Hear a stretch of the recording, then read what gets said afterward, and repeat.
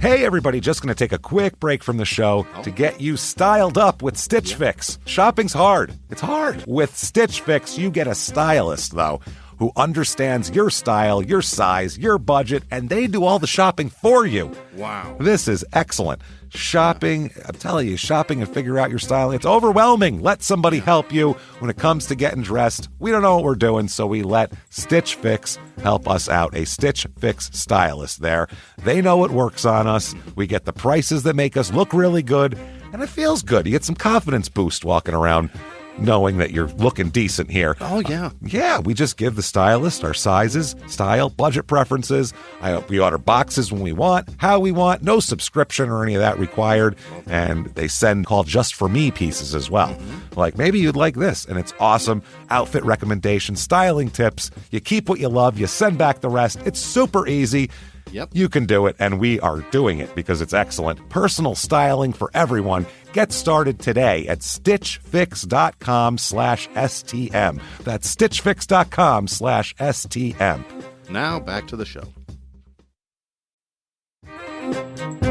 Hey everybody, just going to take a quick break from the show and tell you about Noom. Has Noom helped you? I believe it has. Oh, that's got an app. You can do tracking. It's terrific. It does. Noom builds personal plans that can meet individual needs. That's the thing. Takes into account any dietary restrictions, medical issues, other personal needs. That helps build a plan that works for you. And yes, so I know that you've had your own personalized program here that you've been working on. And it's weight loss This is weight loss results that last. They stick around because you get yourself into a lifestyle change. That's what matters. That's mainly it. You can't just say, I'm going to cut that out for a month and then go back to it. That's not what it is. So I'm glad it's helping you. That's great. And it really does. I like the psychology and biology-based approach here. Yeah. Noom Weight uses psychology. That's why they say losing weight starts with your brain, but it also takes into account your unique biological factors, Jimmy. All of your multitude flora and fauna that goes on inside of you there. Sure. Yeah. Stay focused on what's important to you with Noom's psychology and biology-based approach. Sign up for your trial today at Noom.com, Noom.com here. Based on 3.5-year study of actively engaged Noom users with minimum starting BMI of 25. Individual results may vary. Visit our website for more information. Thumbtack presents the ins and outs of caring for your home. Out, procrastination, putting it off, kicking the can down the road. In, plans and guides that make it easy to get home projects done. Out, carpet in the bathroom. Like, why? In, knowing what to do, when to do it, and who to hire. Start caring for your home with confidence. Download Thumbtack today. This week, in Golden Valley, Arizona, a friendly gesture turns into something much darker when a plan spins out of control and into the territory of absolute and total brutality. Welcome to Small Town Murder.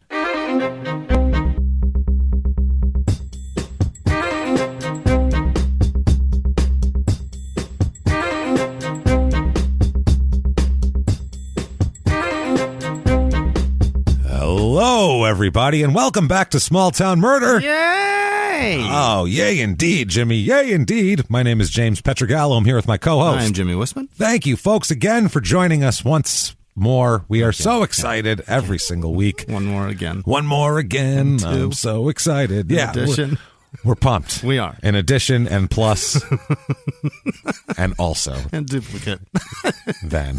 Exactly. Squared. Yes. Let's do this. Uh-huh. Yes. Thank you guys for joining us. Everybody this week. We do have a crazy show. The next few weeks are bonkers episodes. We just have, they are always crazy. I'm not going to lie, but the next few are especially strange and weird and heinous and crazy and just a wild. Buckle up for the end of 2020. Good. We're going to ride you out of 2020 correctly here. God damn it. Yeah. That's right. So that said, let's get into this quickly. Real fast, iTunes reviews or Apple Podcasts, whatever the hell the goddamn things are called. Thank you for those. They do help a lot. 5 stars, if you will. Shutupandgivememurder.com is the website. If you want to get bonus stuff, very easy to do that. It is patreon.com/crimeinsports, and we have so much beautiful, wonderful bonus stuff for you. Right. It's crazy. You should get in there. This week, we're going to talk about the Chris Watts documentary, story, tragedy, mess. Yeah, it's probably just tragedy. It's just a disaster, that whole thing. So we're going to talk about that. And crime and sports you're also going to want to hear, too, because it's just mistaken identities of people who are impersonating athletes or athletes impersonating other athletes. You got to hear a story of how a 6'3" man said he was Bill Russell, the 6'10" Celtics center, and his excuse for why he wasn't 6'10" anymore is worth $5. The winningest man in NBA history, and that's who you choose. That's who you choose. Patreon.com/crime and sports will get you all that, and that is so much fun. You'll get lots and lots of bonus stuff there. If you just want to be just a happy, nice person with good karma and get a shout out at the end of the show, have Jimmy mangle your name just incoherently, you can do that as well over at PayPal. You'll get every donation gets a mangled name. That you're going to get. You just want to be nice, you can do it over at PayPal using our email address, crimeandsports@gmail.com. I just saw a name going in my ear or in my eye, going through my brain and coming out different letters. That's what happens. Happens every time. Disclaimer, quickly. Yeah. Quickly here. This is a comedy podcast. It's a comedy show. The stories are real. Shockingly. You might hear these stories and go, get the hell out of here. No, they actually all happened exactly like this. We don't make anything up for comedy. You don't have to. Yeah. That's the thing. And when you're talking about a murder, there's a ton of stuff around it. Think about the idea of, let's plan a murder. Yeah. That's crazy. And the dumb stuff you're going to do around that, and then to cover it up, that's funny. Yeah. I'm sorry. Every time it's different. Yeah, decapitating someone isn't funny, but the idea to do it and how to get out of it is hilarious because that is ridiculous. Yeah. So that's kind of where we're at. What we try not to do, we go out of our way not to make fun of the victim or the victim's family because we're assholes, but we're not scumbags. There it is. And that said, I think it's time to sit back, and clear the lungs, and just get into this. Give it hell. And shout, shut up and give me murder. Let's do this, Jimmy. I can't wait. Let's go on a trip, shall we? Well, as soon as everybody stays the fuck home. Yeah, let's get out there. On, whatever. Well, for this isn't far from us. Okay. This is good. We're in Arizona this week, so we could drive here. Okay. So no big, long trip. We can bubble ourselves off from the world. Golden Valley, Arizona, which sounds wonderful. Yeah. It sounds like a golden sunset, but as we discussed, and ground full of gold. It's just the showers are the only thing golden there.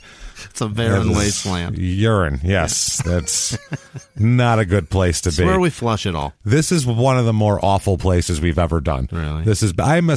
I hate Arizona. Like, I hate it here. I've lived here for 23 years. I've despised every second of it. Every year. Ugly. It gets worse. It's every year I hate it more. And I hate this the year weather. Specifically, you hate it more. Well, it's the hottest year we've ever had, which is I hate the fucking heat more than anything. And then we can't even get out of here. Can't get out of here, stuck here. It's awful. Well, this is everything. Every bad thing about Arizona is crammed into this one little town. It's awful. Northwestern Arizona, Panhandle. That little hook that comes off. It's in there. Panhandle time. This is meth shacks dotting the land. Yeah. That's what this is. What's that out there? That's a meth shack that you see off the highway. That little... Looks like a little fucking outhouse in the distance. Not a shitter. Why would there be a shitter? You could shit in the field. Nestled up against the narrow part of the Colorado River. Yeah, exactly. Disgusting. The ugly part. Yep. It's awful, man. This is a terrible place to be. 15 minutes outside Kingman, which Kingman is it's pretty bad. One of the worst cities in the country. Yeah. I don't know, probably the world. How dare they call that a city? That's what I mean.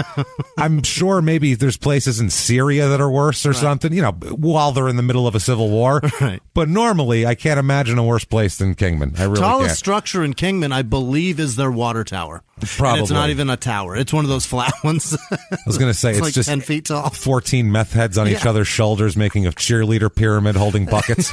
Tallest structure in We're Kingman. the tower. A bad place. Y'all want a bucket? It's awful. 3.5 hours down to Phoenix. Thank God there's a buffer here. And about an hour 40 to Vegas. So not too far from Vegas either. It's right by Laughlin, Bullhead City, that area. Not great. There are things up there to do. If you're white trash, if you're willing to stick it out. If you are hardcore white trash, there's things up there for you to do. I'm not even going to fucking pull any punches. I'm not. I'm not. It's terrible. It's fucking awful. I've been up there. Yeah. The whole time. You know that look that I have when they give me a burger that has grease all over the bun? Crinkly nose. That's the entire time I'm up there. I can get out of the car. It's your face on a flag. Yeah. Me shaking my head looking at everybody. The tallest structure in Kingman, Arizona is a man named Fred. There he is. Look at that. He holds a bucket. They call him the water tower. That's the guy. That's our guy. This is what we're talking about. We know this place, man. We know Kingman. It's bad. The worst. Yeah. That's what I mean. We're being awful because we know it. It's true. It's in Mojave County, like the desert. And it is. And that's its far fact. Oh, man, this place, Golden Valley, is just dust. It's so bad. Area code 928, 79 square miles. What? This area, and not a lot of people in it either. It's bad. Motto, they're very honest, at least. I give them that. Welcome to meth country, folks. That's it. It's Marlboro country for the 2020s. Everybody's got a kayak. Welcome to meth country. Yeah, if you buy a certain amount of meth, you can get meth miles. Right. You send your meth miles in and you get a fucking kayak. That's how it works. For that narrow part of the river. For the little tiny narrow kink there. Yeah. We're going to take it up to Laughlin and have a good old time. Woo! Jesus. What a shithole. Everything, too, stems from Laughlin in this, too. It's so really? weird. In the story? In the story, in this town. It's very Laughlin. It's so weird. So, apparently, there's a lot of confusion of whether it's considered part of Kingman. People think it's part of Kingman, which is not legally valid because I found this, as residents have never voted to be annexed by Kingman and have no vote in Kingman's elections. Oh. So, no representation. None. No taxation without representation, people. So they're having a giant meth party where they're going to throw all the meth over into the harbor. Oh, no, they have no water. Throw it off into the dust and then scramble for it. It's a kid's meth scramble, everybody. It's like an Easter egg hunt for meth. One giant kids make sure to give it to your parents. Right. Don't keep it for yourself. Golden Valley, is it part of like whoever represents that area statewide, congressionally? Is that I don't know. It whoever's part of Kingman? It's got to be, right? It's that I guess. So I don't know. Are they upset by that, or I think they're fine with it? I think it's a sculpture of Ronald McDonald outside of the Highway McDonald's as their representative up there. I'm pretty sure. Yeah. I'm not positive what they're doing up there, but it's nothing good. They're up to no good, Jimmy. It's a weird area of the state. Not just the country. No, it's disgusting. It's bizarre. It's okay. Picture Reno 911. Picture that, except not a city. Right. Picture that in like a small town. That's exactly what this place is. It's exactly there's meth running around, dust everywhere. That guy Mike that comes out and he's like, "Hey, what are you doing?" And arrow through his head and all that. That guy with the jart in his head and the tiny pool in his front yard. That he's exactly. Yeah, him. That's the resident of the mayor of this. Yeah, he's their congressman. Yeah. That's who they elected. He represents there. So some residents live closer to Kingman and some residents live closer to Bullhead City. So it's kind of they teeter between. There's a prison up there, of course, making it even worse. Right. It's Arizona State Prison in Kingman has an address that's actually in Golden Valley, even though it says Kingman. And when it was being sold to the residents, because they sell these prisons, because this is a for-profit prison. Yeah. So they sell these prisons to the residents as, you're going to get all these great jobs. We're not going to put anybody terrible in here. No, it'll be like people who, have like... they have like dyslexia, misread a street sign, and who's here, James? You know what I mean? 9/11 terrorists. They said that it would.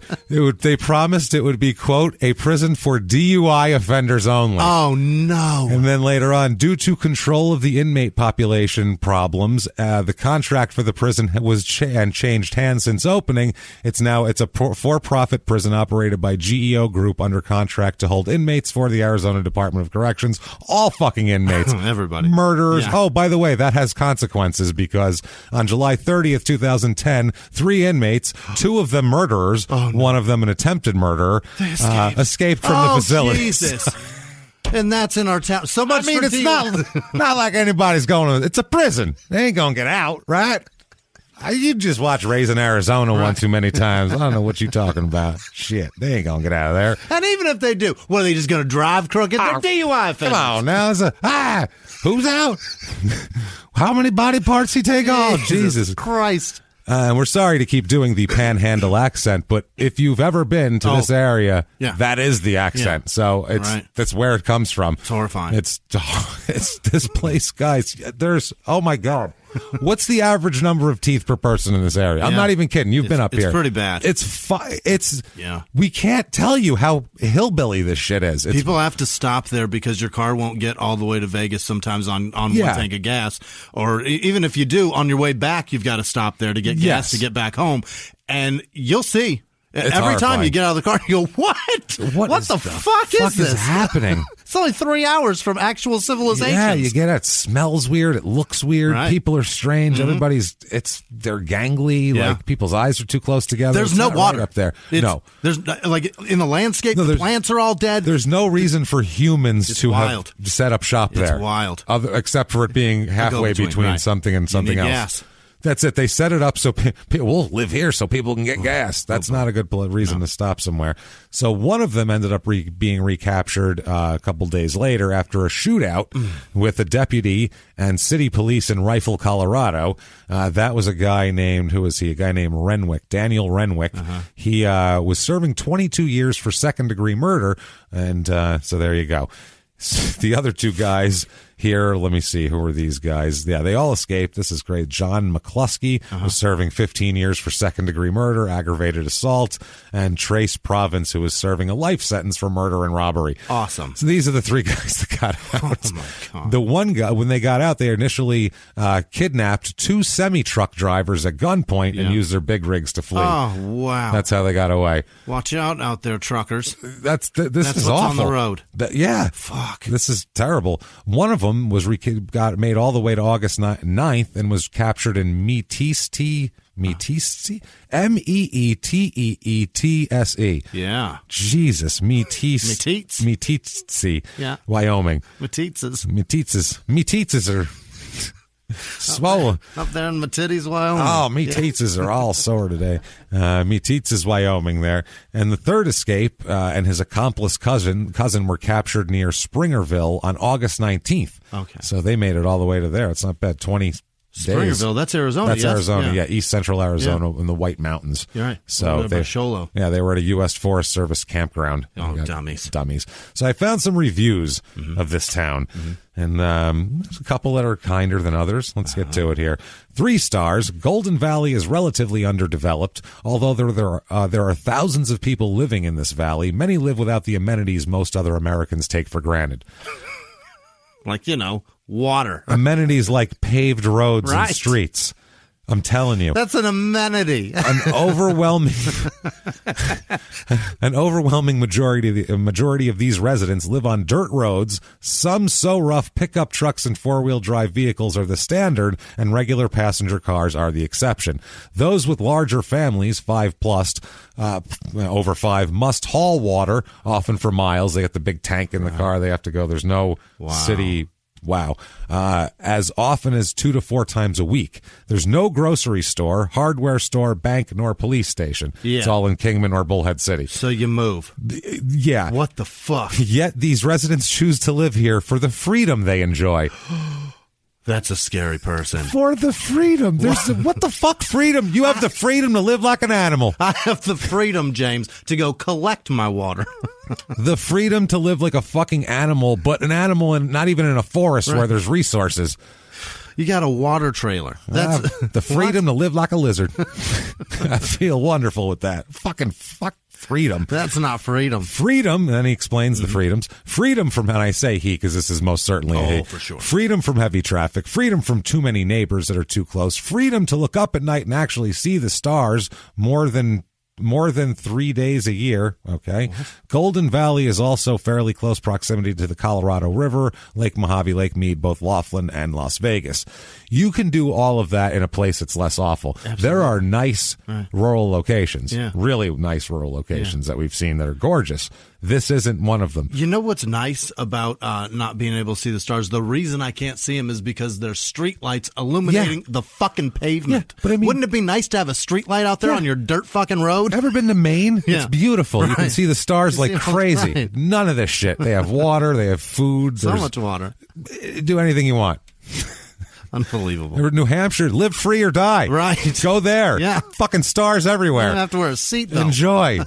So, 3 stars for this one. I used to live in a small city of Golden Valley, Arizona. It was a nice place for people who wanted a little bit more privacy. You could live in a house where your neighbor is far enough where you feel like you have your whole property by yourself. It was very hot and dry with a nice view of the desert and cactus. Yeesh. Jesus. 3 stars. This is a 1 sentence. Quote, there are a lot of mobile homes out here. That's somebody that's scared. That's their SOS. You guys, sure are a lot of mobile homes. They're waving a flag, making hand signals, going, hey, come on. Somebody send help. Someone in. I hope my grandparents read this. Oh, boy. Send help. Send help. Dollar General usually has whatever you're looking for, but if you need regular groceries, you have to travel to Kingman. Mm-hmm. That's a 3-star review for the Dollar General. They're okay with that. They're fine. 2 stars. The next one. The only jobs in this area are at the Dollar General and the Maverick Station. So that Dollar General really plays a large role in the center of their cultural life here. There's 19 jobs in this place. Yeah. People, 8,694 people here. Up 232% since 1990. What? Just a shitload. Arizona since 1990 has but how quadrupled. there? I have no idea with those why facts. anyone lives there. It's weird. 54% men. What the fuck is that? It's usually more women. It's all old people too, which makes it even stranger that it's men. Doesn't make any sense. The 65 to 74 age group is more than double the average. It's 22%. It's crazy, and it's the older than that's higher too. And all the kid demos are like 1/3 of the average. Like they're all low. They're all just rotting to death up there. I don't know what's happening. More married people than normal. Smaller household size because there's older people, sort of thing. Less single people with no children too, which they're all old. I don't get it. So the race of this town, mostly white, 83% white, 0.0% black in this town, 1.7% Asian, and you're going to have 11.5% Hispanic. So about the normal Arizona small town, it sounds like. Yeah. Except awful. 22.5% of the people here are religious because if you live there, you know there's no God. You're sure of it. If you start to like have visions of maybe there's something beyond me, all you have to do is just pull back the curtain of your trailer there and look outside for a second and go, oh, no, this is a hellscape. There is no God. And you close it. You lay back down on your sweat-stained couch. And you hope for a quick death. And then you realize that the visions that you were having were because you're dehydrated and you need a cup of water. And you've had way too much meth in the last 3 days. So that's what happens. Religions are spread pretty equally around. There's nobody really that takes a hold in the lead in religions here. 0.1% Jewish. So interesting. Not a lot of Jewish people here. 0.3% Islam, which is interesting. Yeah, we're not going to do politics, obviously, especially not this week. Not in this place. We will talk about that quickly at the end of the show. Not in specifics, but something about us. So unemployment rate here is about double the rest of the country. Which makes sense because, when you're doing that much meth, it's difficult to hold a fucking job down. Nobody retires from the Maverick. That's the other thing. Yeah, then there's why would you go there? I don't know. Anyway, I don't know. Median household income, usually about $57,500. Here it is $33,500. So, low. 42% of the households make under $30,000 a year here. That's not fair. That is bad. This is not good. Not an affluent area.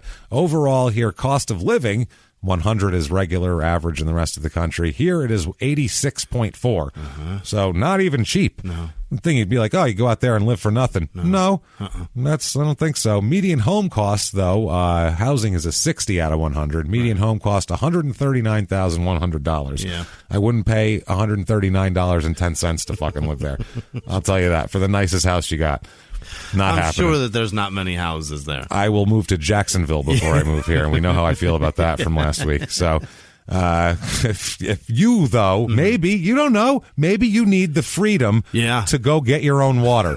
And if you need that freedom, we have for you the Golden Valley, Arizona Real Estate Report.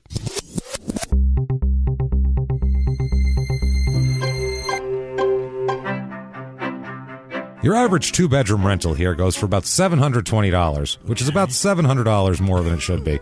Let's be realistic. $720 for a rental. For a 2-bedroom rental. It's usually about $1,200 in the rest of the country, but this is a dump. So I found a 1-bedroom, 1-bath, 768 square foot, godforsaken, dusty plot. What? It's on it's this little house on this godforsaken plot of dusty land. It's a 1-bedroom, 1-bath sitting alone. It's not even an apartment. No, it's not. And it's got this shed. The house looks like a place where you'd have conjugal visits in prison. Like they'd have like a bunch of these in a dusty field. That's what it looks like. It might be a reformed conjugal fuck house. I'm not sure. $85,000 for a prison fuck house. Would you like murderer semen on your floor? Well, you can have it now. Let's see here. 2-bedroom, 2-bath, 1,760 square foot. Dude, it's just dust. Yeah. 2.2 acres of dust, loose dust. A breeze makes clouds. So much dust. $165,000 for that gem. Then I found a 3-bedroom, 4-bath. This is, you can sit back and you're the warden here. Yeah. This is the warden's quarters. 2,623 square feet. Decent, but plain house atop a hill of dust. Yeah. That's all it is. $365,000. No. I should be able to get the Maverick station for that much. The hell out of here. $365,000. I guarantee you the Dollar General doesn't have that much in inventory. No. That's a lot of... No. Who has the audacity? That's why it's for sale, I think. Because no one's buying it. How long has it been on the market? I didn't catch that part. Years. Things to do in this town, obviously. There are some interesting ones. First of all, gold mines. Remember when we did weird small town shit to do? Mm-hmm. This was one of the areas where they had, you could go find a gold mine and get a claim and do all that shit. But that's nothing compared to Shine-toberfest. What the hell was... What? Shine-toberfest. I saw it happen in your brain. They go that hard on Beer-tober? I saw your eyes register that they mean moonshine. Yeah.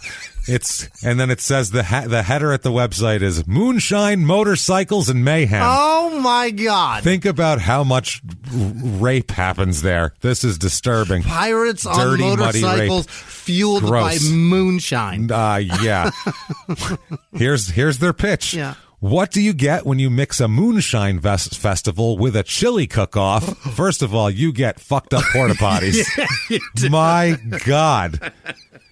You might as well give yourself an enema. You know what you get? You get dead. That's what you get. God. Out there in the heat, what are you doing? And chili cook-off, ride-in motorcycle and rat show, like those rat rod show, nightly campfire parties and on-site camping. Mix in a handful of arts and crafts vendors selling amazing handmade, homemade, unique items, and you get Shine-toberfest. Holy shit. It's an annual festival held in October at the Saddle Sore Ranch off Route 66 in Mojave County. That's disgusting. This whole thing is disgusting. The name of the bar is gross. The Saddle Sore. Everything has to do with your taint will be sore when you leave here. For one reason or another. That goes to goddamn Sturgis is a pussy. Yeah. That's what we said. Yeah, that's what it is. They use condoms in Sturgis. You got your fucking Smash Mouth concert. Enjoy it, pussies. Oh, damn pussies. We got rebels. 3-day camp out featuring live entertainment, games, activities, vendors, bonfires, campfire parties, contests, a chili cook-off, and more. Camp out. 3 days of shitting in the desert. Sleep in a sleeping bag. Can you imagine? No. Bring a batch of your best moonshine and or a pot of your best chili, and you could win some cool hard cash. Entrance to the moonshine and chili competitions must provide 1 mason jar of the moonshine or chili for judging. Mason jar is the unit of measurement they're using here. And at least 1 more mason jar to pass around the campfire. God damn it. Jesus Christ. Some get pretty authentic with their moonshine distilling recipes, while others will make flavored Everclear moonshine. Whatever it is you make, bring it. As seen below, passing a couple of jars of your best homemade shine around the campfire is not illegal in Arizona. However, selling shine is illegal. Okay. You're not allowed to sell it to anybody. But you could give it away. You can give it away.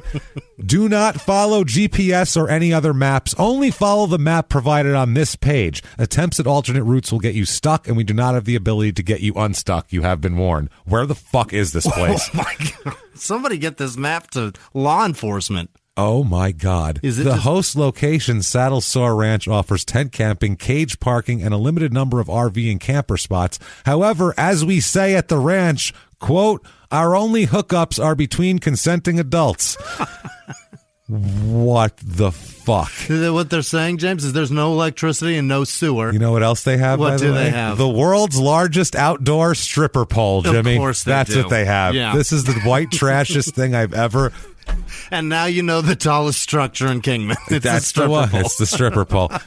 Neither Shinetoberfest, Biker Atlas, Saddle Sore Ranch, nor any of its owner, staff, partners, sponsors, or affiliates are responsible for. Yeah. Personal injury, property damage, old lady in wrong tent, old man in wrong tent, pregnancies, weddings, divorces, lost spouses, lost property, lost virginity. Gross. It says this on a website. This is a fuck fest. This is a disgusting old person, gross 3-day. Everyone's got chili shits all over them with no showers, fucking each other in a sweaty tent. Picture the people that go to that. Disgusting. Holy shit. Nobody you want to fuck. Nobody. Worse than the Vannon people. Yeah. Awful. Also, there's a place, if that's not shocking enough, there's a festival called Shock Fest. What is this? I will give you one and only one guess as to who the musical headliners are. At Shock Fest? At Shock Fest. Fuck. AC/DC. No. That's way too big and good. That's the only thing I got think for electricity. Think of the white trashiest thing you could think Nugent? of. Nope. What is it? Oh, Jimmy. boy. Is it Kid Rock? It's Insane Clown Posse, of course. Come on. They're playing Shock Fest? Shock Fest. That was my next guess. That's the next one. They're joined by Tila Tequila, Mad Child, Mushroom Head, and Jelly Roll. Yeah. Oh, Jelly Roll's great. Oh, there you go. He's amazing. Well, you can go up and sit in the fucking desert and watch him. Poor He's above this now. Well, I hope When so. was that? This is this year. Oh, my. Don't play this, Jelly Roll. Don't. Back out of this contract. ICP is the headliner. There he is. Oh, God damn it, Jelly Roll. God damn it, Jelly Roll. You're disappointing me. That's sad. Fuck! I don't know what's sadder, him playing it or you being disappointed about it, but crime rate in this town. He's a big fat hillbilly that raps and has face tattoos. That sounds like he's in the right place. Yeah. Sounds exactly where he should be. At the Shock Fest with ICP, doesn't it? The difference is he's talented. But the way you described him sounded like... You're like, and where's the part he doesn't belong Yeah, with? how does this happen? And... Does he read Shakespeare in between his fucking songs, or what's going on? Right, he belongs. He belongs. Crime rate in this town, property crime is almost double. Really? Meth. Yeah.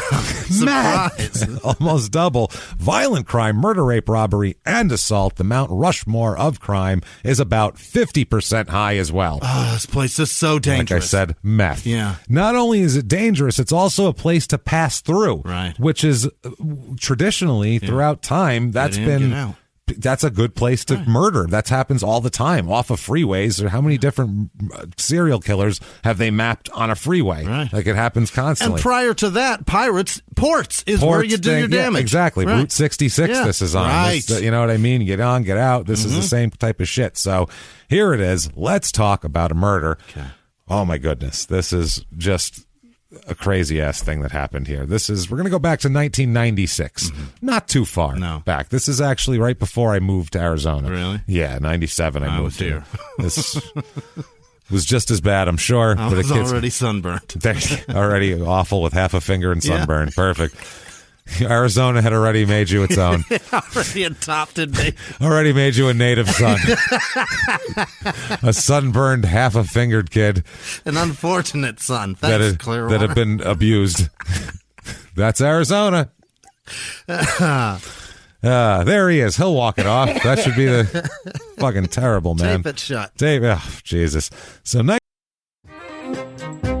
Hey everybody, just going to take a quick break from the show to tell you about the safest sponsor ever, Simply Safe. Absolutely, these people will keep you safe. It's amazing. You know that every 26 seconds a burglary takes place in the United States, according to the FBI. That means that by the time this podcast is over, dozens and dozens of homes will have been targeted, ransacked, God knows what happens here. So protect your home before it's too late with Simply Safe. proactive security system. Simply Safe helps stop threats before they even have a chance to break in. Named Best Home Security System by U.S. News and World Report 5 years in a row.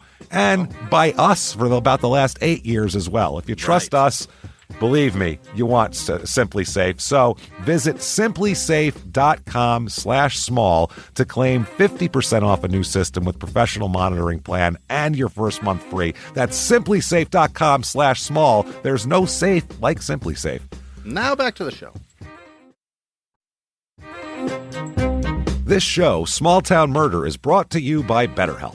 Get yourself some therapy, everybody. Honestly, here. We often hear about, red flags that you should avoid. Hey, that's a lot of a thing. It's become a real phrase now, real cliche. But why don't you focus also, you look at green flags in friends and partners. Look for good things as well. Right. And maybe you're not sure what that looks like, though. Therapy can help you figure that out. What are positive things? What are the green flags? And then you can practice them in your relationship.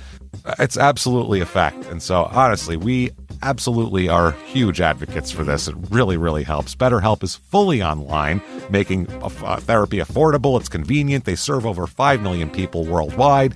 You can access a diverse network of more than 30,000 credentialed therapists, wide ranges of specialties there. Here's the coolest part.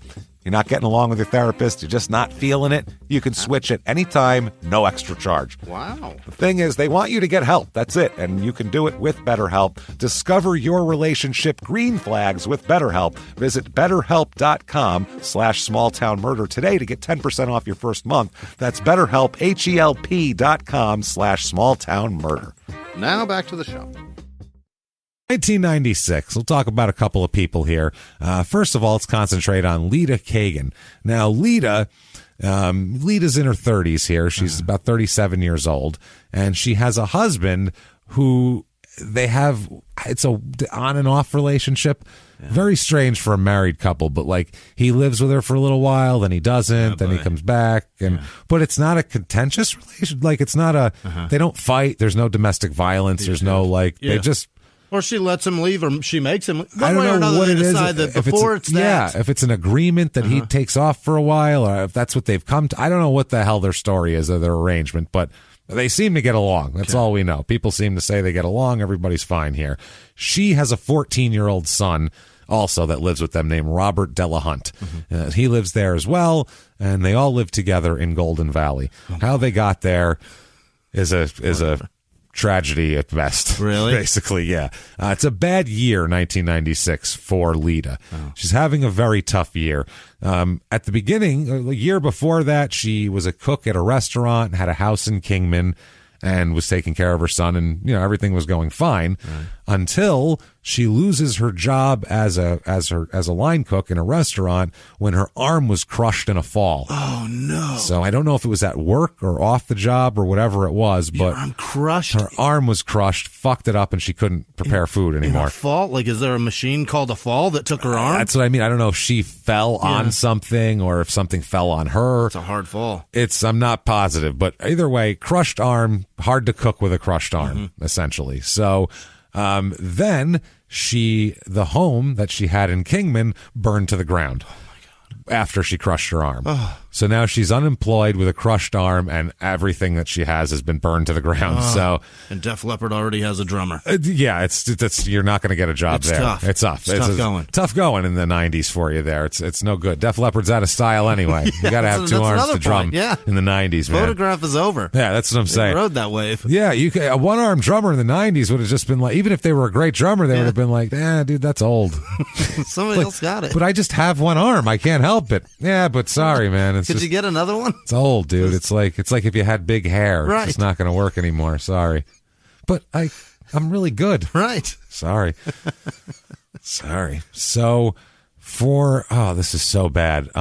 During the summer of 1995, Jesus Christ, Kagan and on and off her husband, I hope for his sake mostly off, but on and off her husband and her son at this point, lived in a tent. Oh no. In the desert. Oh no. In the summer. She's got to wake up, look at her one arm, remember that her house burned down, and she lost her job, and now I'm in a Coleman. Now I'm in a Coleman in this summer. Oh my. You know how hot it is up there. It's it's hot up there. It's as hot as Arizona, as Phoenix. It's hotter, I think, up there. I think you're right. Because Bullhead City is like the high for the country half the time. It'll be 122 degrees up there. So it's hot, man. Miserable. And to be up there, too, not for nothing, but in the summertime, it is scorpions and rattlesnakes and all sorts of shit in the desert at night. I would not want to be in a fucking tent in the desert at night. I would not. That is frightening. Yeah. Something's going to try to get in there. Like, there's no doubt about it. Something and if you poisonous. get out of there, something out there is going to try to pick you up and take you off. Yeah, or run right in when you open the door. So you are screwed. Like, this sounds like the most awful thing in the world. It's dangerous. And then it got worse. Oh, boy. Their car died as well. So before that, they at least had a car. Yeah. And then their car died. You just got to figure the world's against you at this point. Yeah. Now you're sitting there with a crushed arm, no job, a 14-year-old, a dead car, with nothing, no money, in a tent in the desert. And this guy comes back every 3 months. Yeah. Like, what do you even have? This is what I mean. This is to the point where I don't know if I have this kind of resilience. Yeah. You know, I'm a kind of a depressive person in general. Right. I don't know if I wouldn't just be like, well, that's about as far as I can go here. I think I've played the hand out as long as I can go. I think I've bluffed the world enough. That's what I mean. I can't do it. I am ass out. I don't got it. Yeah. I don't know I don't even know how you buy food. Right. Like, you're just fucked. She was depending on the kindness of strangers to give her food and people, and it's brutal, man. This is a horrible way to live.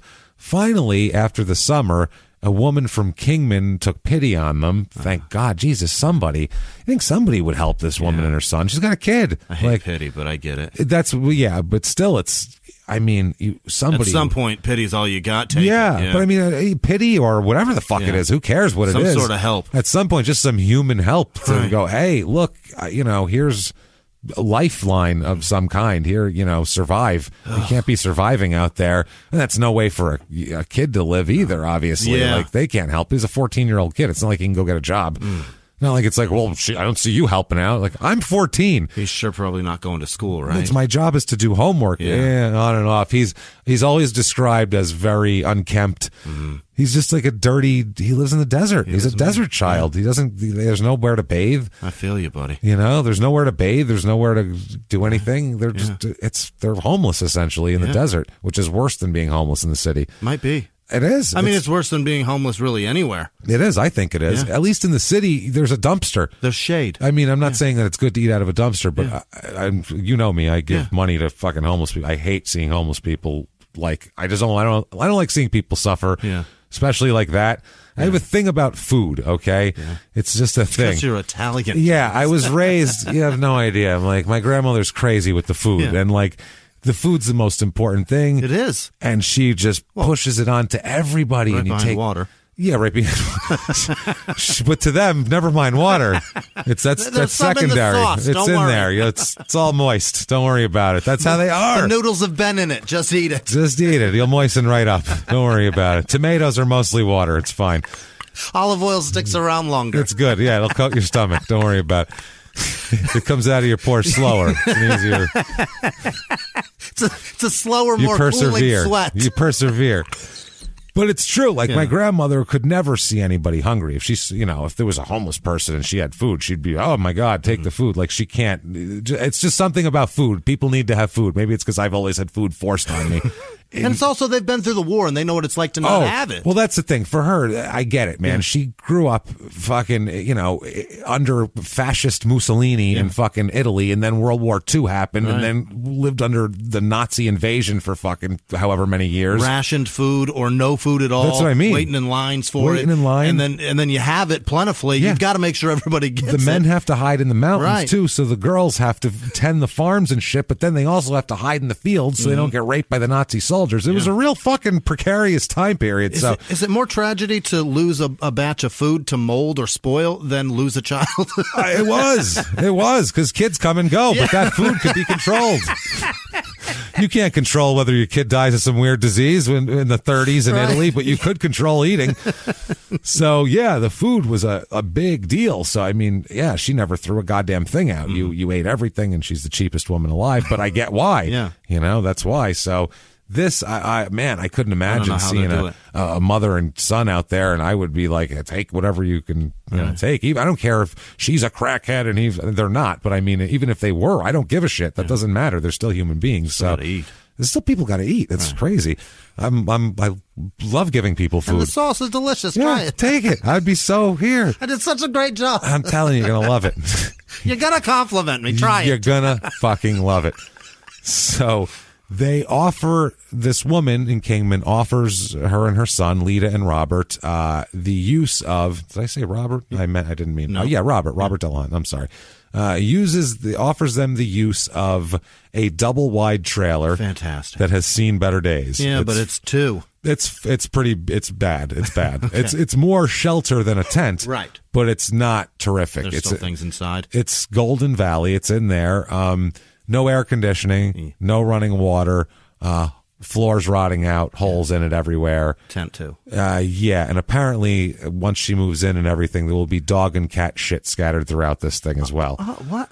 It's a nightmare. Think about what a nightmare that sounds like, in that.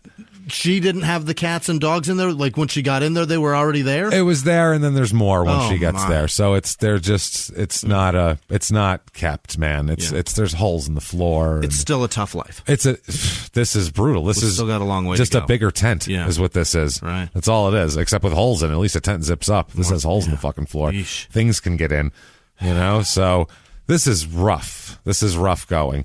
Mm-hmm. Now, she's a really nice woman, though. Everybody has nothing but nice things to say about Lita. Mm-hmm. They're just like, what a hard luck case, because she was working, doing well, had a job. Like, it's not, if you fall and injure yourself and then your house burns down, those are two things you cannot control and that can really fuck your life up without one bit of your own input. Mm-hmm. So that's rough. That's not like, well, she'd made a bad decision or a bad choice. That's just shit. Yeah. She should be struck by lightning, and it'd be better luck than this. I don't know, man. So she would take in stray dogs and cats all the time, which is how there was shit scattered everywhere. Okay. And also people. She'd take in stray people and dogs and cats, and she's just like a kind person that would let anybody do anything. She knows what it's like to be lost. And that's the thing. And she tries to help others, and she's a kind person. I mean, just a kind person. So anybody that would kind of drift by, she would take them in for a couple days. She even she filled out a form to adopt a wild burro from the federal government that had plans to take in. She wanted to get a wild burro. The donkey? Apparently, yes. And she wanted to take in potbelly pigs and geese to live on the property. Oh, my God.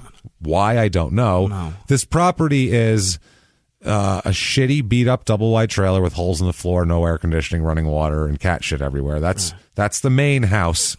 Then there's a travel trailer that looks like it hasn't been there a while. Hasn't traveled in decades. It's a stationary trailer now, but it's one of those little weird. It's traveled. And then a bunch of rusty car frames, frames, like in a junkyard from the 30s. You'd see like rusted car frames. And somebody gave this to her, or just they're letting her stay there? That's they're letting her stay there for as long as she needs to. So she wants to fill out paperwork to adopt things on a property. She wants to stay there. Oh my God! This isn't a place you stay. No, I mean it's free, but. Right. It's free for a reason. It's also free to live on the sidewalk. It's also free to live in the park or in the desert or somewhere like that. It's a shithole. That's why it's free. Right. It's because nobody else wants it. No. That's why it's cheap. Exactly. So, I mean, there it is. So, one of her friends here from Kingman said, quote, Lita would rather go out and sleep under a railroad bridge herself than not take in stray people and animals. Usually she had a good karma about it, but this time she made a really bad mistake. So coming here and the whole thing, but that's how she was. She would sleep on the floor so some stranger she met could take her bed. Ridiculous. Yeah, she's some sort of weird, like, biblical figure. It's strange. I'm not giving my bed away. No, she's, like, uncannily kind in a weird, like, almost psychologically damaged way rather than kind. But that kindness is almost a sickness. Yeah, it's a detriment to yourself. That's what I mean. It's not a bad thing, but it's great to be outgoing and charitable. But when it's this is self-sabotage. It's ruining your life. Yeah. That's after a while, it's self-sabotage. Yeah. It's the same thing as doing do self-sabotage shit to yourself that's obvious. If you're hurting yourself just helping others, you're just finding an excuse sometimes for yourself. Playing scratchy tickets, at least there's a possibility of a payoff. Exactly. There's no payoff in giving somebody your bed. No, but I mean, I guess if you're that karma, like eccentric, if you're that much believing in karma, you're putting your money where your mouth is. You know, if it's karma, or if you're that much a religious person or whatever, and you're saying my kindness is going to pay off, and I can't think like that. Me neither. I don't have that in me. I'm not. That's just not the way my brain works. I do my best to be as kind as possible. Fuck. No, I don't. Yeah, I just not taking food out of my kid's mouth. But I mean, not for that reason. Right. I don't have like if I do some crazy shit, there's going to be karma or reward in the next life or in the afterlife. I'm just no. I don't see any of that shit for that moment. I just feel bad for people, and it makes my stomach feel gross, and then I need to do it's that it has nothing to do. It's that fucking visceral of a. I'm a literal piece of shit. Every other day, I feel bad. This moment, I'm going to be nice. I don't feel good. Correct that. Yeah, this person looking at them makes me not feel good about myself, and I need to help them. And like that's I don't know. That's not better or worse. It's just the only reason I do it. It's a physical reaction. I feel gross. Here, take this. I don't know. That's is it a point like, oh my God, that's horrible. I can't look at that being that horrible. No, I feel I have a weird empathy, man. I have a weird thing. I'm a dick a lot, you know that, and I try to whatever, but I have a weird empathy that like things bother me for. But financially, weeks. You got to understand that giving that homeless guy $20 is not fixing it. No, that's what I mean. Right back. No, absolutely. Yeah. But I mean, for a half hour, he might feel better. You know what I'm saying? That's all. I know I can't fucking fix the world. Tell me it go away though. Huh? That's what I'm saying. No, I know I can't fix the world, but I can make somebody happy for that night. Okay. So I look at it like that. That's fine. That dude's gonna have a much better night. All right. If I give him $20 than if he's like freezing on the street and nobody's giving him shit. So that's the way I look at it. Like that's all I can affect right now. Yeah. I don't have resources or anything. Here's our platform. Help people who are in need. That's what I can do. But outside of that, now that's on you. I can't come to your house and make you do it. Yeah. So I got a large coffee at Starbucks the other day, and the lady in front of me paid for mine. Mine was $2.79. Then I was like, "Oh, that was so nice. What's the person behind me got?" And they go $18.60. I was like, "I'm not trading a $2 cup of coffee for their $18 order." This greedy, fuck this guy, greedy asshole behind me with $18 worth of coffee. He's probably got that. Then I'm going to go on. He knew what was going on. He was in cahoots with the lady in front. Think about that shit. Think about that. That's a scam. I was like, this guy, no way. That's a total scam that you could do. It's gotta be, right? That's a total scam. One car in, let somebody get behind you, and then get in behind them. You look at you, we're in your work truck too, and they knew you were buying a coffee for you, not for anybody else. Right. They knew that shit. They fucking double-ended you there. Bookended. They bookended your ass. Bookended me for $20 in coffee. Tried to jack it for $20. And I saw through it. I'm not doing that. That's crazy, right? And the lady at the Starbucks goes, "Yeah, I wouldn't do it either." I was like, "No. All right, I'm leaving." Yeah. This is good, right? I'm taking a free coffee and leaving. No. I win, right? What about the 1-2 cars back? What do they got? How about that? How far back down the line? How far I got to go back to get below a large before cup I get of coffee? Somebody with just like a plain hot chocolate? Do I get that? Who's got the small back there? Anybody? That's the guy I want. Yeah, nothing fancy in there, please. No squirts, anything. No sprinkles or anything. Just that guy. Cream squirts or sprinkles. None of that shit. And in Starbucks line, you're not finding that person. No. I'm the only one. You're the guy. I'm the only guy. There's not a 75-year-old man 3 cars back. You're asking for a small black coffee? Just a couple of creams? Just didn't want to make it at home, that guy? It's a couple of half and halves in there. I'll pay for that one. It's just the closest one to his house. Oh, man. So, April of 1996, she's in this trailer, and she's in there with her son, and they come across a particular young man. It's in Laughlin. They seem to be back and forth to Laughlin a lot for some reason. And they find a young man in Laughlin who's 19 years old and homeless on the streets of Laughlin. Okay. And, of course, she is drawn right to this person and her son and everything. So her son is the one who finds him and befriends him, the 14-year-old. He brings him to the mom, and I found my friend here. He doesn't have anywhere to stay. Can he come home with us, basically? Found a lost puppy here. And the mom goes, of course he can. He's on the streets. He's homeless. Yeah, we can't have that. He's just a kid. So they do. They take him back to Golden Valley. Although he's not a kid. He's 19. That's a man. He can get a job. Yeah. That's different. Robert Poison is his name. Stop it. His name, and I repeat, is Robert Poison. Boy, oh boy. Poyson. Mm-hmm. Poison. Still spells it. His name is Poison, Jimmy. Have we had a fucking... his name is Poison. This is ridiculous. In a movie, you go, well, we can't call one of the characters Poison. That's going to...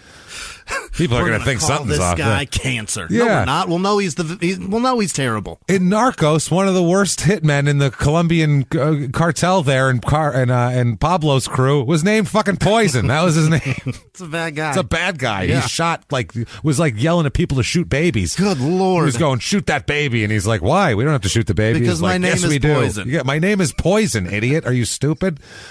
What do you think here, jackass? And I am not Bret Michaels. There's no Rose, no Thorne. Kill the baby. No, but I am armed, so shoot the baby in the face. All right, then. Why is that's a terrible sentence? It's a terrible sentence, but it is funny for some reason. It's hilarious. Because how often have you ever heard those words before? That's why. Never been put together. Shoot the baby in the face. It's very rare. Even if someone was telling someone to shoot a baby, which let's be realistic, that's as horrible as it is. It's a baby. It's a very small target area. You wouldn't have to specify in the face. Probably anywhere you shoot it would be pretty close to the face. Enough, I would say. Shoot the baby in the face is extra. It's an extra sting. That's some oomph to it. Wow, okay, that's the name of the episode. Shoot the baby in the face. No, it's not. No one would listen to it. Be like, God, that's terrible. Good Lord. We'll wait for next week. There's baby shot in the face? This is awful. I don't want to hear this. So Robert has had some problems, as you might imagine, as one of the few ways you end up homeless at 19. No matter how bad your family is, still you've had to have some issues. You've contributed. Something has had to happen. He has committed several problems, offenses in the past. He's had burglaries, assaults. He served time in a detention center. He's from Nevada. He spent a lot of time in Jackpot. Yeah. Yeehaw. There's Jackpot, Nevada? Jackpot. Didn't we do a place called Jackpot, I don't Nevada? think we did. But we talked about Jackpot being close. There's a hotel there. Up north. It's over by Reno, I think, maybe up there. He served stretches of time in the Nevada Youth Training Center for Boys in Elko, the Caliente Nevada Youth Center, and from 92 to 94, the Idaho Department of Juvenile Correction Center in St. Anthony. Okay. And he's 19. He's not, and he was released when he turned 18. That's why they released him from juvenile custody. That's what his sentence was until he's 18. So, I mean, essentially, he's been just in because 92 to 94, he's 19 and 96. Mm-hmm. So, I mean, Jesus Christ, 17 was 92 to 94, so 15 before. So basically from 14 to 18, he's just been locked up most of the time for various offenses. And then he's 18, released, and has nowhere to go. Right. Obviously, probably a terrible family if that was his childhood anyway. Right. And then in addition to that, he's 18 and he's on his own on the streets. Puke him out into Laughlin. That's it. He just wanders down to Laughlin because that's people go where, if you're homeless, it's easier to go where people are. Yeah. There's money, there's food, there's things. There's gambling, so people give you cash that's on the street. What I mean. Someone has a good night, they see you, they're going to throw you some cash. And you're going to get lucky in Vegas. I've seen people give homeless guys hundreds of dollars in Vegas, just like, hey, look at this guy. Look what I did. Yeah. Literally throw people hundreds in guys' hands. They go fucking cartwheeling away. It's crazy, man. All of a sudden they're able-bodied. Yeah, hey. Yeah. No, I've seen them where they look like they have health issues, and then they're given a large bit of money, and they'd fucking skip down adrenaline. The street. Adrenaline will do that to you. Adrenaline will do that to you. What would happen if you gave that guy a job? That's probably cartwheel, I think, into a backflip. Yeah. Maybe, I'm not sure. So he's had a lot of problems, like we said here. He lives there for a while, like we say, moved in April of 1996. Yeah. He lives there for a few months, and he's not doing anything. It's not like there's work here to be had or anything like that. So he's just sitting in the trailer with the three of them, sitting in the trailer through as the summer comes. To bake in a desert trailer. You know how hot it is in there. No AC, no swamp cooler, no nothing. I mean, there's nothing there. It's just a trailer sitting in the desert, not hooked up to shit. Oh, my God. So we're talking shit bucket, people. Yeah. There is a multiple bucket situation going on right now. That one there's for pooping. Yeah. That one's for your morning. Don't mix them. I assume everyone's got their own bucket. The pee rehydrates it, and then it smells again. And then it's just cold. So you got to put it out in the sun so it done petrified. You want to turn it into like rock poop. You got to real bake it out there. Yeah, and then you just fling it. You skip it like a stone. We could use it for firewood later. So he ends up... Another log on the fire. Put another log on. Hold on, I'm almost done. I ain't ate much in the last couple days. I don't know what you want. I was at the chili cook-off. I kind of lost most of it there. It's not much of a log. Between the Everclear and the chili, I done been cleaned out. And then whatever I caught from that guy that just wandered into my tent. Jesus Christ. They said... Old man just wanders into your tent. Old man, yeah, old lady, old man. God damn it. Lost virginities aren't a problem. I don't know what the hell's going on. And there was more shit to talk about. We just were running out of time, but I wanted to get to make fun of Insane Clown Posse as well, obviously. Obviously, I had to get to that. In that area. So, yeah, he ends up meeting a couple of people in Laughlin. Young Frank Poison. Yeah. I can't believe... Or Robert Poison. Robert. No, Robert's the son. No, both of them they're are both Robert? named Robert. Oh, they're both named Robert. So Robert and Robert. Poison and Delahunt. Yes. At least Poison is really hard to forget. That's good. So he meets in Laughlin a couple of other people that have had some problems here. And we'll find out how they got there. They are Frank Winfield Anderson. He is 48 years old. And his companion is Kimberly Lane, who is... And I'll say this clearly because 48 sounds like 14. Oh boy. So we won't say what that is at the moment. Maybe it's a mentorship. Maybe it's her uncle. It's her grandfather. We don't know. Yeah, it could be her grandfather. So on August 10th, 1996, they were hitchhiking in Las Vegas and picked up by a man who knew Delahunt. who knew Lita Kagan. So this is how this works. And their story is a bit of a trip, too. I'll tell you in a minute how they got there. But they meet them there. I think it was Lita's husband who actually met them, who actually was the first to make contact with them, Elliot, in one of his on stints. Sure. He ends up being gone after this, though. Anderson told the Kagans that he was Kimberly's father. Okay. That's what he said. This is my daughter, Kimberly. You know, we've had some hard luck. Obviously. We're on the road. Yeah. You know the story. But Elliot Kagan said, quote, I had a bad feel about the whole thing because they sure seem to be touching each other a lot. Yeesh. This has a real Cousin Eddie ring to it here. Yeah. This is very Cousin Eddie. Dad says I'm the best. Daddy says I'm the best. Everybody French kisses. Yeah, but Daddy says I'm the best. Gross. Jenna Maroney. Young Jenna Maroney. Fuck, man. I never realized, never put it together until I saw Vacation like 2 years ago. And it's fucking Jenna. Holy shit. Wow. It's pretty impressive. She did a great job. Yeah, she was great. She's been funny for that ever since. For 40 years. Yeah. That's good for her.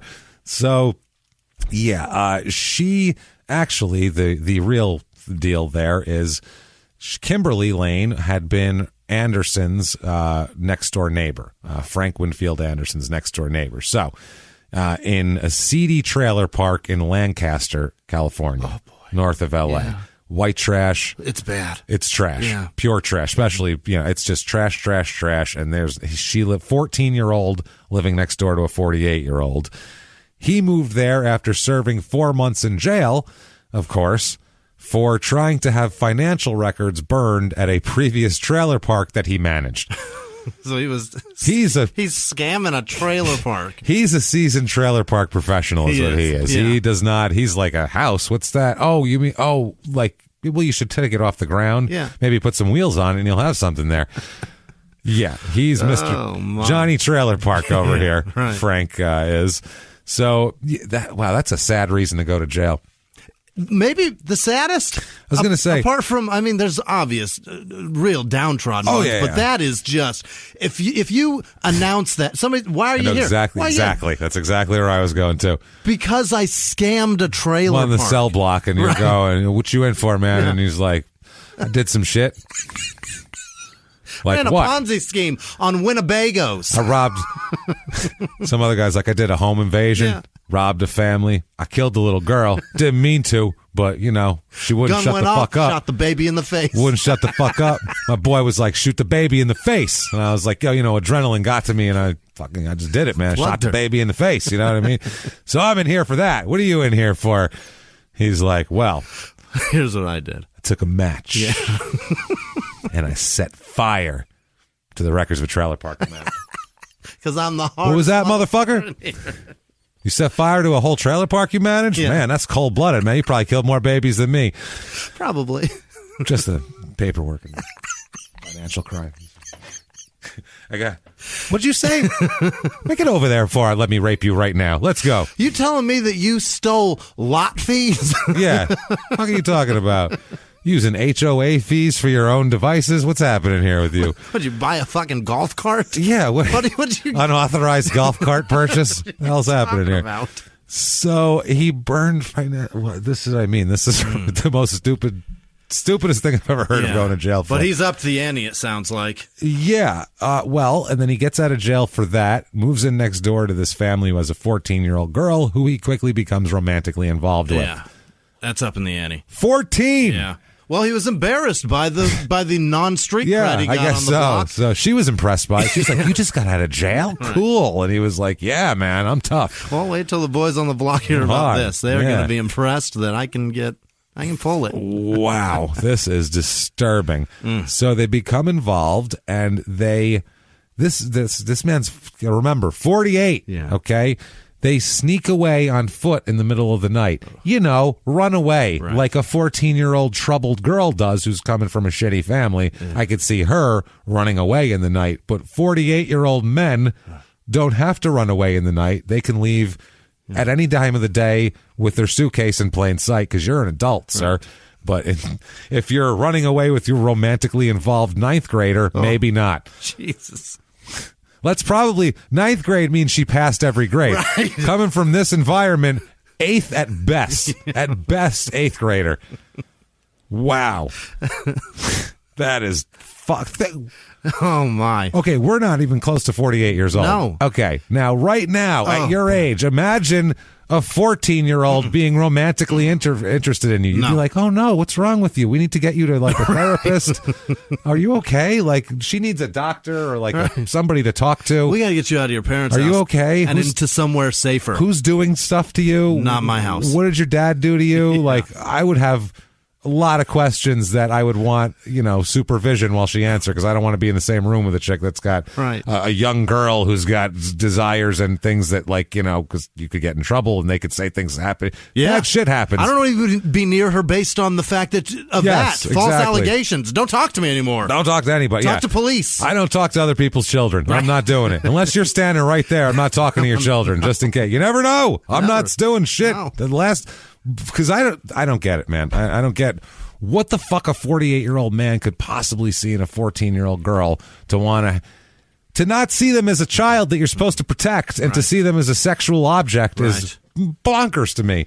That's a child. It's not just for the legalities of it, because the number that they set is disgusting in the first place. Yeah, that doesn't even matter. And this is 4 years much younger than that. Yeah, that doesn't. No way. That's not even a matter of legality. No. It's a matter of if you talk to. If I have a 13-year-old son, and I've talked to. I remember when my daughter was 14, she had 14-year-old friends, and they're not adults. No, that's not. You wouldn't think of them like that. There. No, you think of them as children. I'm thinking of them as 7-year-olds when they're 14. Never mind. Like, it's my 10 years from now, Jimmy, imagine you're like, yeah. My son is 2 years away from that age. I'm disturbed, dude. And yet, the other day I cried in the grocery store as I bought man soap for him because he's in the point where, like, he can't wash his armpits with soft soap anymore. Yeah, he needs a. It's gonna and stink. even still that, like, buying him an adult thing, I'm like, he's not an adult. This is fucking weird. No, it is. And I felt terrible because my kid's too grown up to be a baby. But he's still a fucking child. Exactly. It's hard to comprehend. But this guy's like, I'm going to have sex with that. Oh, my God. And run away in the night, which is just gross, man. Mm. So,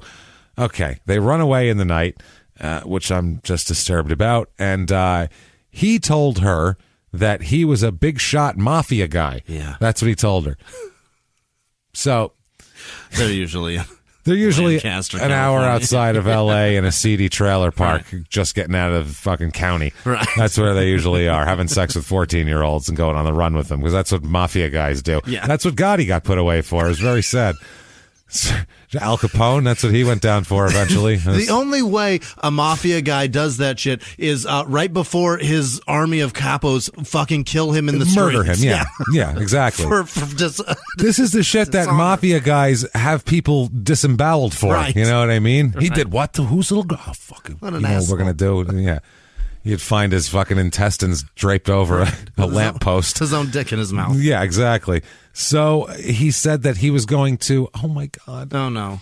He said he was going to take her to Kentucky.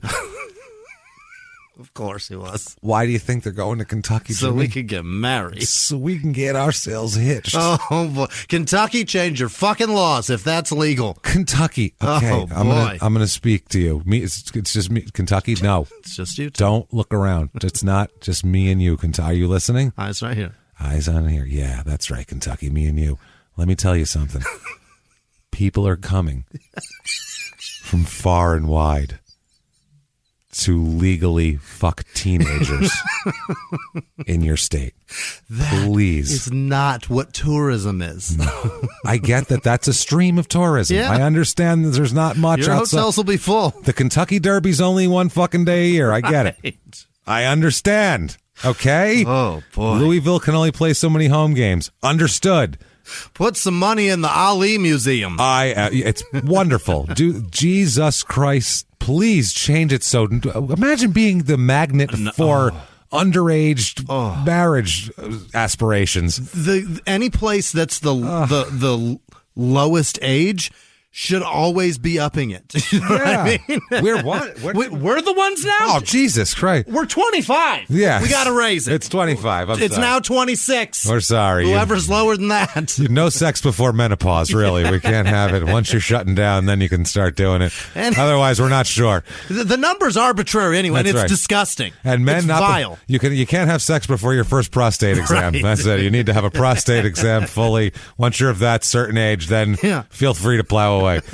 We're sorry. We have to err on the side of caution here. Absolutely. People are coming with fucking 8th graders to marry him here. This isn't okay. It's horrible. He told her that they would get married, and she would be at that point anointed a, quote, mafia goddaughter. Oh, boy. So that's why she's down with this. She's gonna be his mafia. I don't know what's happening. If you can be convinced of that, you shouldn't be fucking anybody. No, because you're a child. Yeah. You can, I can't. If you can be convinced of anything of that sort. She expected, probably 2 to 3 years before this, expected a large bunny to bring her chocolate. Think about that. Very short time period. Yeah, just recently. He was over 45, and she was still expecting a giant rabbit to deliver her chocolate. December 24th, she's thinking about the past 50 weeks and her behavior. Exactly. Exactly. Not where it is to legally marry a fucking teenager. Jesus Christ. What's happening? Holy fuck.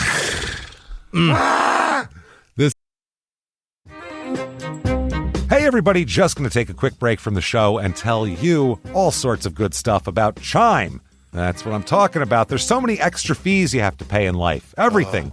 You go to the airline, there's an extra ticket on that. There's extra fee on every fees, hotels, fees, all this type of stuff. We're trying to make progress, and the next thing you know, here comes another fee coming at you, and it's more money than you expected, and your whole math is thrown off, and it's awful. Learn more at chime.com/smalltownmurder.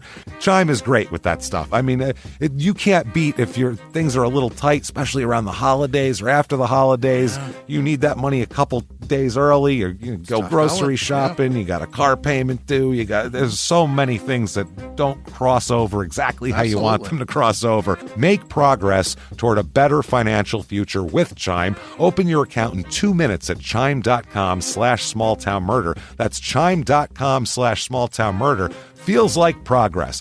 Banking services and debit cards provided by Bancorp Bank N.A. or Stride Bank N.A., members FDIC. SpotMe eligibility requirements and overdraft limits apply. Boosts are available to eligible Chime members enrolled in SpotMe and are subject to monthly limits. Timing depends on submission of payment file. Fees apply at out-of-network ATMs. And now back to the show.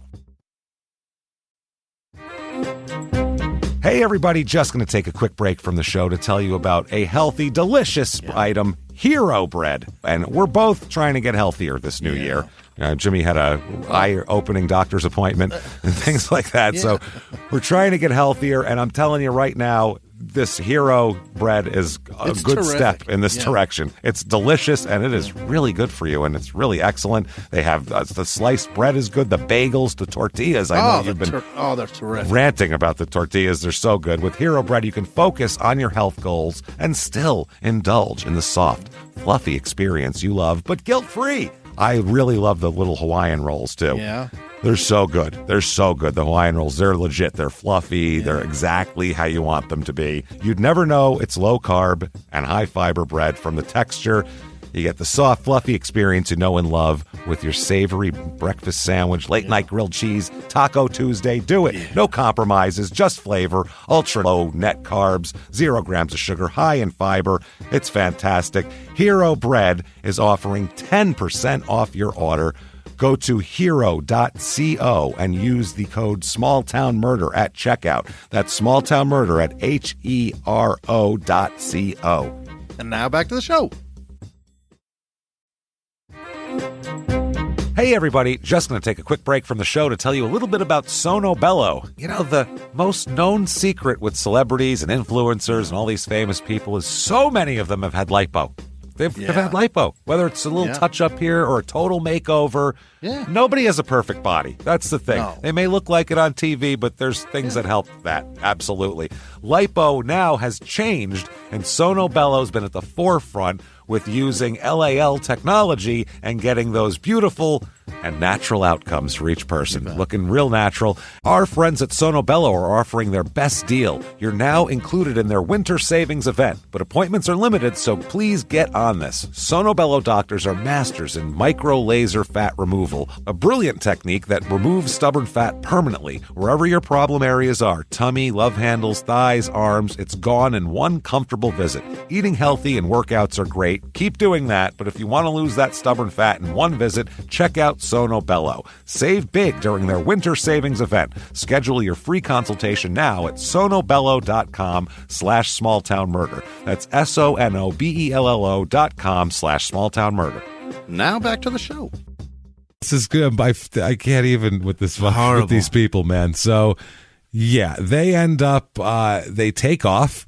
They made it as far as southern Las Vegas or southern Nevada before running out of money. 50 miles. Yeah. They were going all the way to Kentucky. How did you think you were going to get to Kentucky when you didn't even you got one state? You drove 45 minutes. Yeah. Out of money. Well, shit, that was expensive. Oh, damn. I didn't expect that. Shit. $1.25 a gallon. Christ. How are we going to make it? Jesus, I don't understand. What do you have, $40? Shit, what did he think was going to happen? I don't know what he thought, how he was going to get. That seems like a way miscalculation. He didn't carry the one somewhere. You know? He missed a decimal, for sure.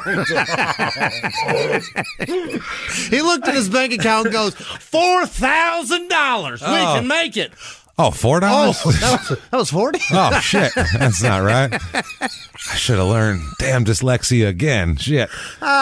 He missed the difference between dollars and cents. It's not like he made it to, like, Missouri. No. And they were like, oh, they miscalculated by a state because they're not that bright and something was more expensive and, whatever.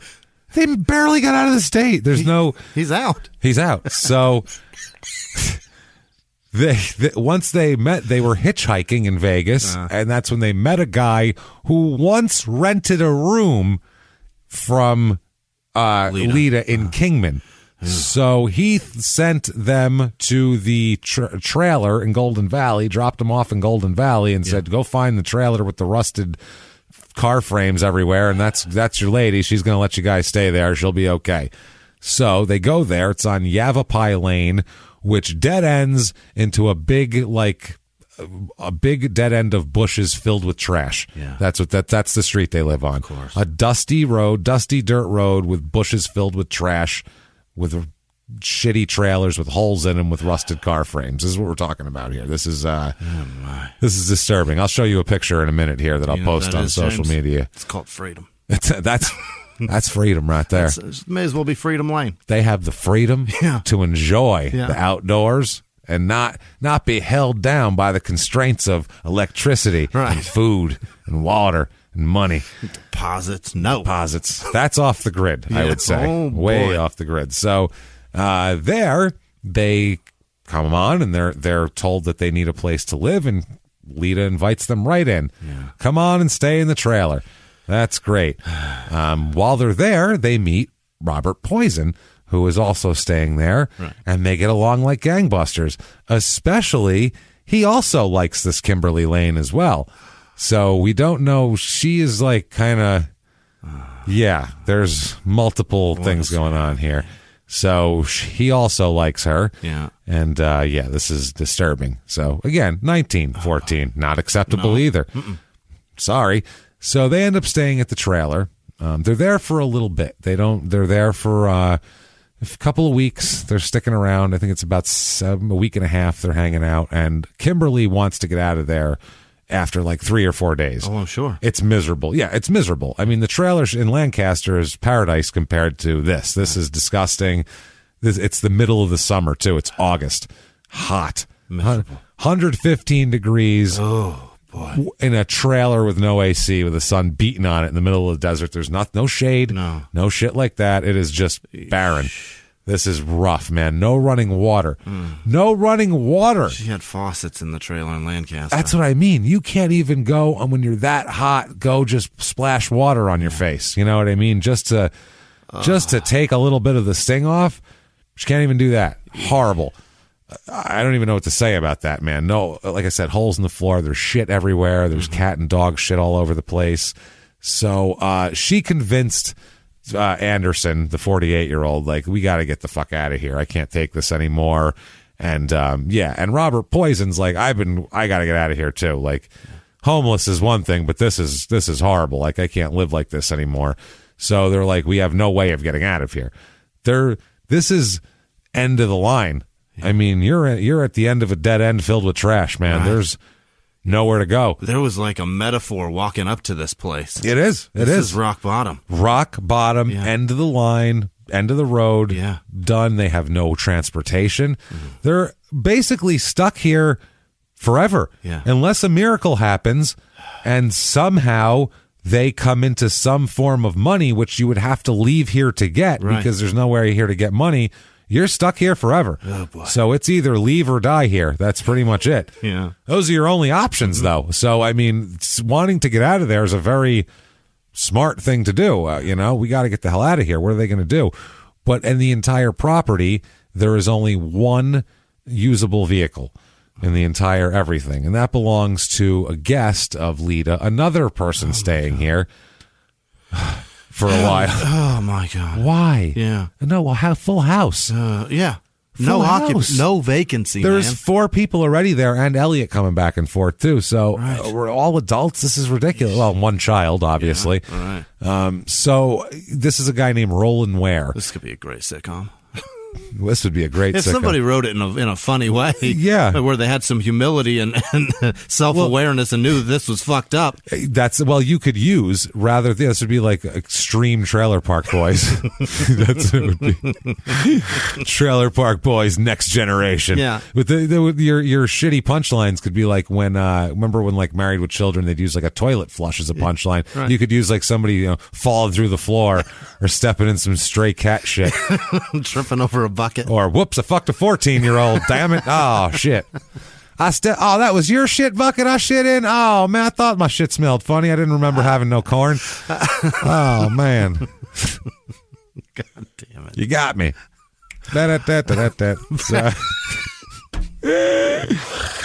I don't know. So they're picked up there. I'm sorry, Roland Ware here. He's got a pickup truck. Yeah. He's there. It's a friend of Lita.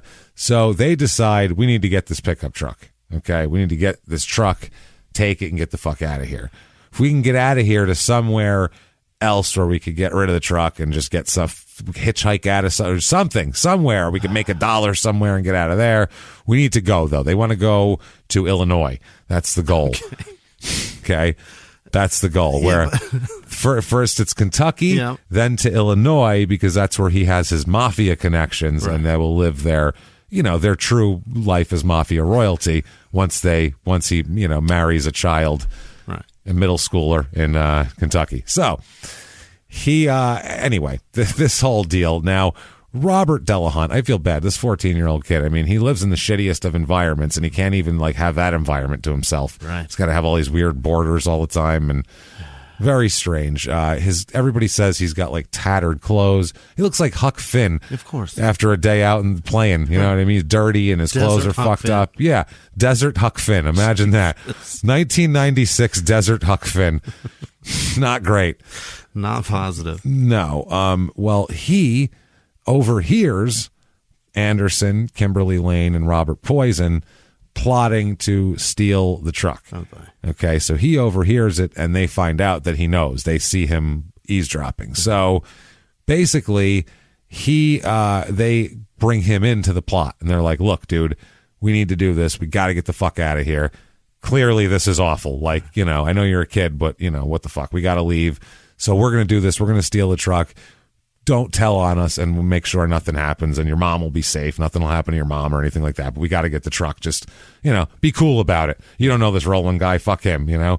And 14-year-old Robert looked up to 19-year-old Robert. Okay. He'd gotten close to him because 14, you're looking for role models. Sure. You know what I mean? So that's just the way it is, especially if you're Desert Huck Finn. Mm-hmm. You're looking for somebody. Your dad's in and out. You find a 19-year-old kid. That's somebody worldly. That's somebody, he's been to jail too. He's been around a little bit. That's somebody worldly that you would look up to as a 14-year-old. So he says he would. He said, I won't say anything. I'll keep quiet. I'll be cool about it. I've been around scumbags. Don't worry. Right. I know how this works. He's like, you see how things work around here. Like alpha dog. Yeah. He said, man. That's all. Out. He just said, make sure that don't do anything to my mom. Leave my mom alone, basically. And they said, of course. Yeah. You keep quiet. We'll leave your mom alone. So, the truck belongs to 50-year-old Roland Ware.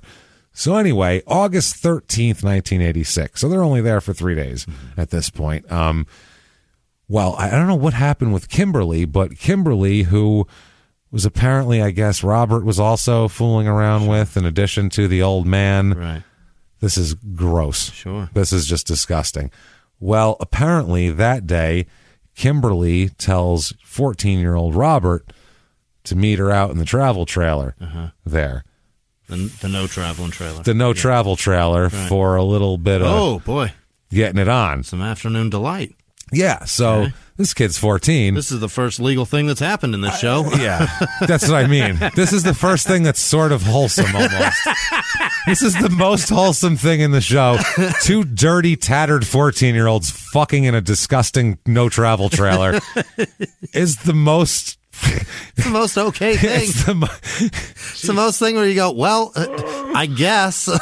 It's downright warm compared to the rest of this disgustingness, Yeah. At least you could play when on the Wonder Years when Kevin Arnold and Winnie Cooper kissed or something. You could think of it like that, except dirtier and grosser and with penises involved. Right. But, you could put some sort of teenage romantic spin on it up until the dirty fucking. A positive spin of a young man coming into his own. Coming into his own. Yeah, young love is, whatever. So, oh my God. So she lures him out there. Says, let's go in here. Come on, let's get it on. This is the no travel trailer. To describe it a bit, it's sitting on concrete blocks out in the back. It has a giant skull and crossbones painted on the side. Awesome. So I have a picture of it. Oh, my. I will post that on social media. That is also going to double as the stage for ICP next month. First of all, look at this. Yeah, that's not good. It used to be white. It's stained. That's gross. It's the most The windows are broken out. Thing you could ever think of. And this landscape, it looks like the moon. Right. It looks like the fucking moon, dude. Tell me that doesn't just look like not Earth. It's the worst place ever. So, if Kentucky had a space station, that would be it. Yeah. That would be it. Broken down, no travel trailer with on the moon, busted up windows on the moon. Watch out for the holes in the floor now. We're going to shoot an El Camino up there next week. You know it. It's going to be good. So, oh my God. So, okay, August 13th, she takes him out to there, and there's a disgusting, dirty, filthy mattress in there. That's like in there all the time. Which, imagine what lives under that and in it. In the summer, too. Yeah. There's scorpions everywhere. Absolutely. So imagine that shit. Well, they don't mind because they get down. They're laying on the disgusting mattress, intertwined, making out, kissing, getting it on, man. How disgusting is that in there? Feels weird for you describing it. It feels illegal, doesn't it? To describe two 14-year-olds fucking? Yeah, it does. I don't feel like I would be like, oh God, I shouldn't know what this looks like. No, I don't want any part of that. You guys do all that. I shouldn't even remember what this looks like in my own experience. Yeah, that's what weird. I mean. What do you have in common with these? That's the other thing. That's 48. What do you have in common? I don't want to be around children who aren't my own. Never mind fucking try to fucking romance them. So anyway, it's at this point where Anderson, 48-year-old Anderson, busts into the trailer. Okay? And he's got a knife in his hand. Oh, no. And he attacks young Robert while he's making out with Kimberly by cutting his throat. He takes a big slash at Robert's throat with a bread knife. Oh, my. So those are serrated and nasty. They're fucking nasty. I cut my finger with a bread knife, and it was a nasty one. So it tears your flesh apart. It opens it. It's not good. No. So now, while he does this, he cuts him, doesn't, I guess, get enough right away to kill Robert because young Robert bites onto his hand, fighting back. So he does this. There's more. There's a big, there's a goddamn scuffle now with a bread knife, and he's got his throat cut, and there's blood everywhere. By the way, it's dark, man. It's this little shitty travel trailer back here, so it's a fucking disaster. So Robert Poison hears the screams and struggles in there from outside, and he runs over to the travel trailer and busts on in. And when he busts in, Anderson, 48-year-old man, holds Delahunt down, and Poison comes over and starts bashing his head against the floor. Oh, my God. Yeah. He didn't come to help Delahunt. He came to help Anderson. Yeah. So he's bashing young Robert's head against the floor. This fucking kid, man. You think Baraboo guy went through a lot. This is brutal. Oh, no. This is brutal. So he's had his throat attacked. He got his throat cut. Now one's holding him down while the other one's bashing his head against a trailer floor, which I don't know how hard a trailer floor is, but it's still not good. No. So then at this point, they're also both pounding him in the head with their fists while they're doing this. They're both punching him consistently. They sliced his throat. They're bashing his head on the ground. He's still conscious. Oh, boy. He does not lose consciousness through this. Jesus. He's trying to fight back as much as he can, but he can't because it's two bigger people. Two men. There's a difference between a 14-year-old, even a strong one, and a man. Right. We used to call it old man strength when I was a kid. There's you have a different strength when you're older. It's just different. It's just you've been seasoned by you've done things. Breaking rusty bolts and shit like that. You've done things, yeah. When you'd go play like basketball and there'd be a team of like 46-year-old guys and they were slow and they were terrible, but fuck, could they just knock you out of the way somehow because they had this weird old man strength. Strange shit. You had to play off of them anyway. Play a very motion-oriented offense with those people. So he's bashing him. While he's doing that, Robert Poison steps away for 1 second to run outside and grab a rock to come in. And he does, and he takes it, and Anderson's holding him down, punching Delahunt with his fists. Meanwhile, Poison comes in and starts bashing him in the head with a rock. Fuck. As well. Still conscious, Jimmy. Oh, no. This fucking kid doesn't lose consciousness through all of this. He's so tough. He is a tough kid. This is wild, man. So it's at this point that they go, okay, well, this kid, they expected that to be, at least to knock him out by now and then do whatever, but he's not. He's not dead. He's still conscious. So then they take the bread knife and Anderson holds him down and Poison takes the bread knife and puts it in his ear and drives it into his... Oh, my God, why would you? Into his ear, Jimmy, to try to poke him in the brain and kill him because they can't kill him.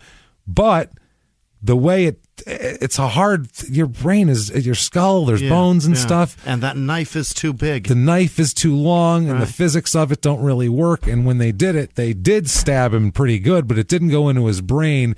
It ended up coming like all the way on his cheek and out of his nose. Oh, my God. Out of his nose, Jimmy. Stabbed in the ear and then out through the nose. Oh, my God. With a fucking bread knife. Oh, boy. While they're hitting you with rocks and fists. And this is horrifying. Yeah. This makes Baraboo look like a fucking walk in the park. I'd rather have my legs broken repeatedly. This is horrible. I don't know which is worse. Guess what? He's not dead. He's not dead. Oh, my God. He's still conscious, Robert, Jimmy. Jesus, He's screaming and struggling and asking, why are you doing this to me? Right. You know, this is fucking horrific. So, holy shit. So, I mean, they didn't know. They were just like, what the fuck? This kid is bionic.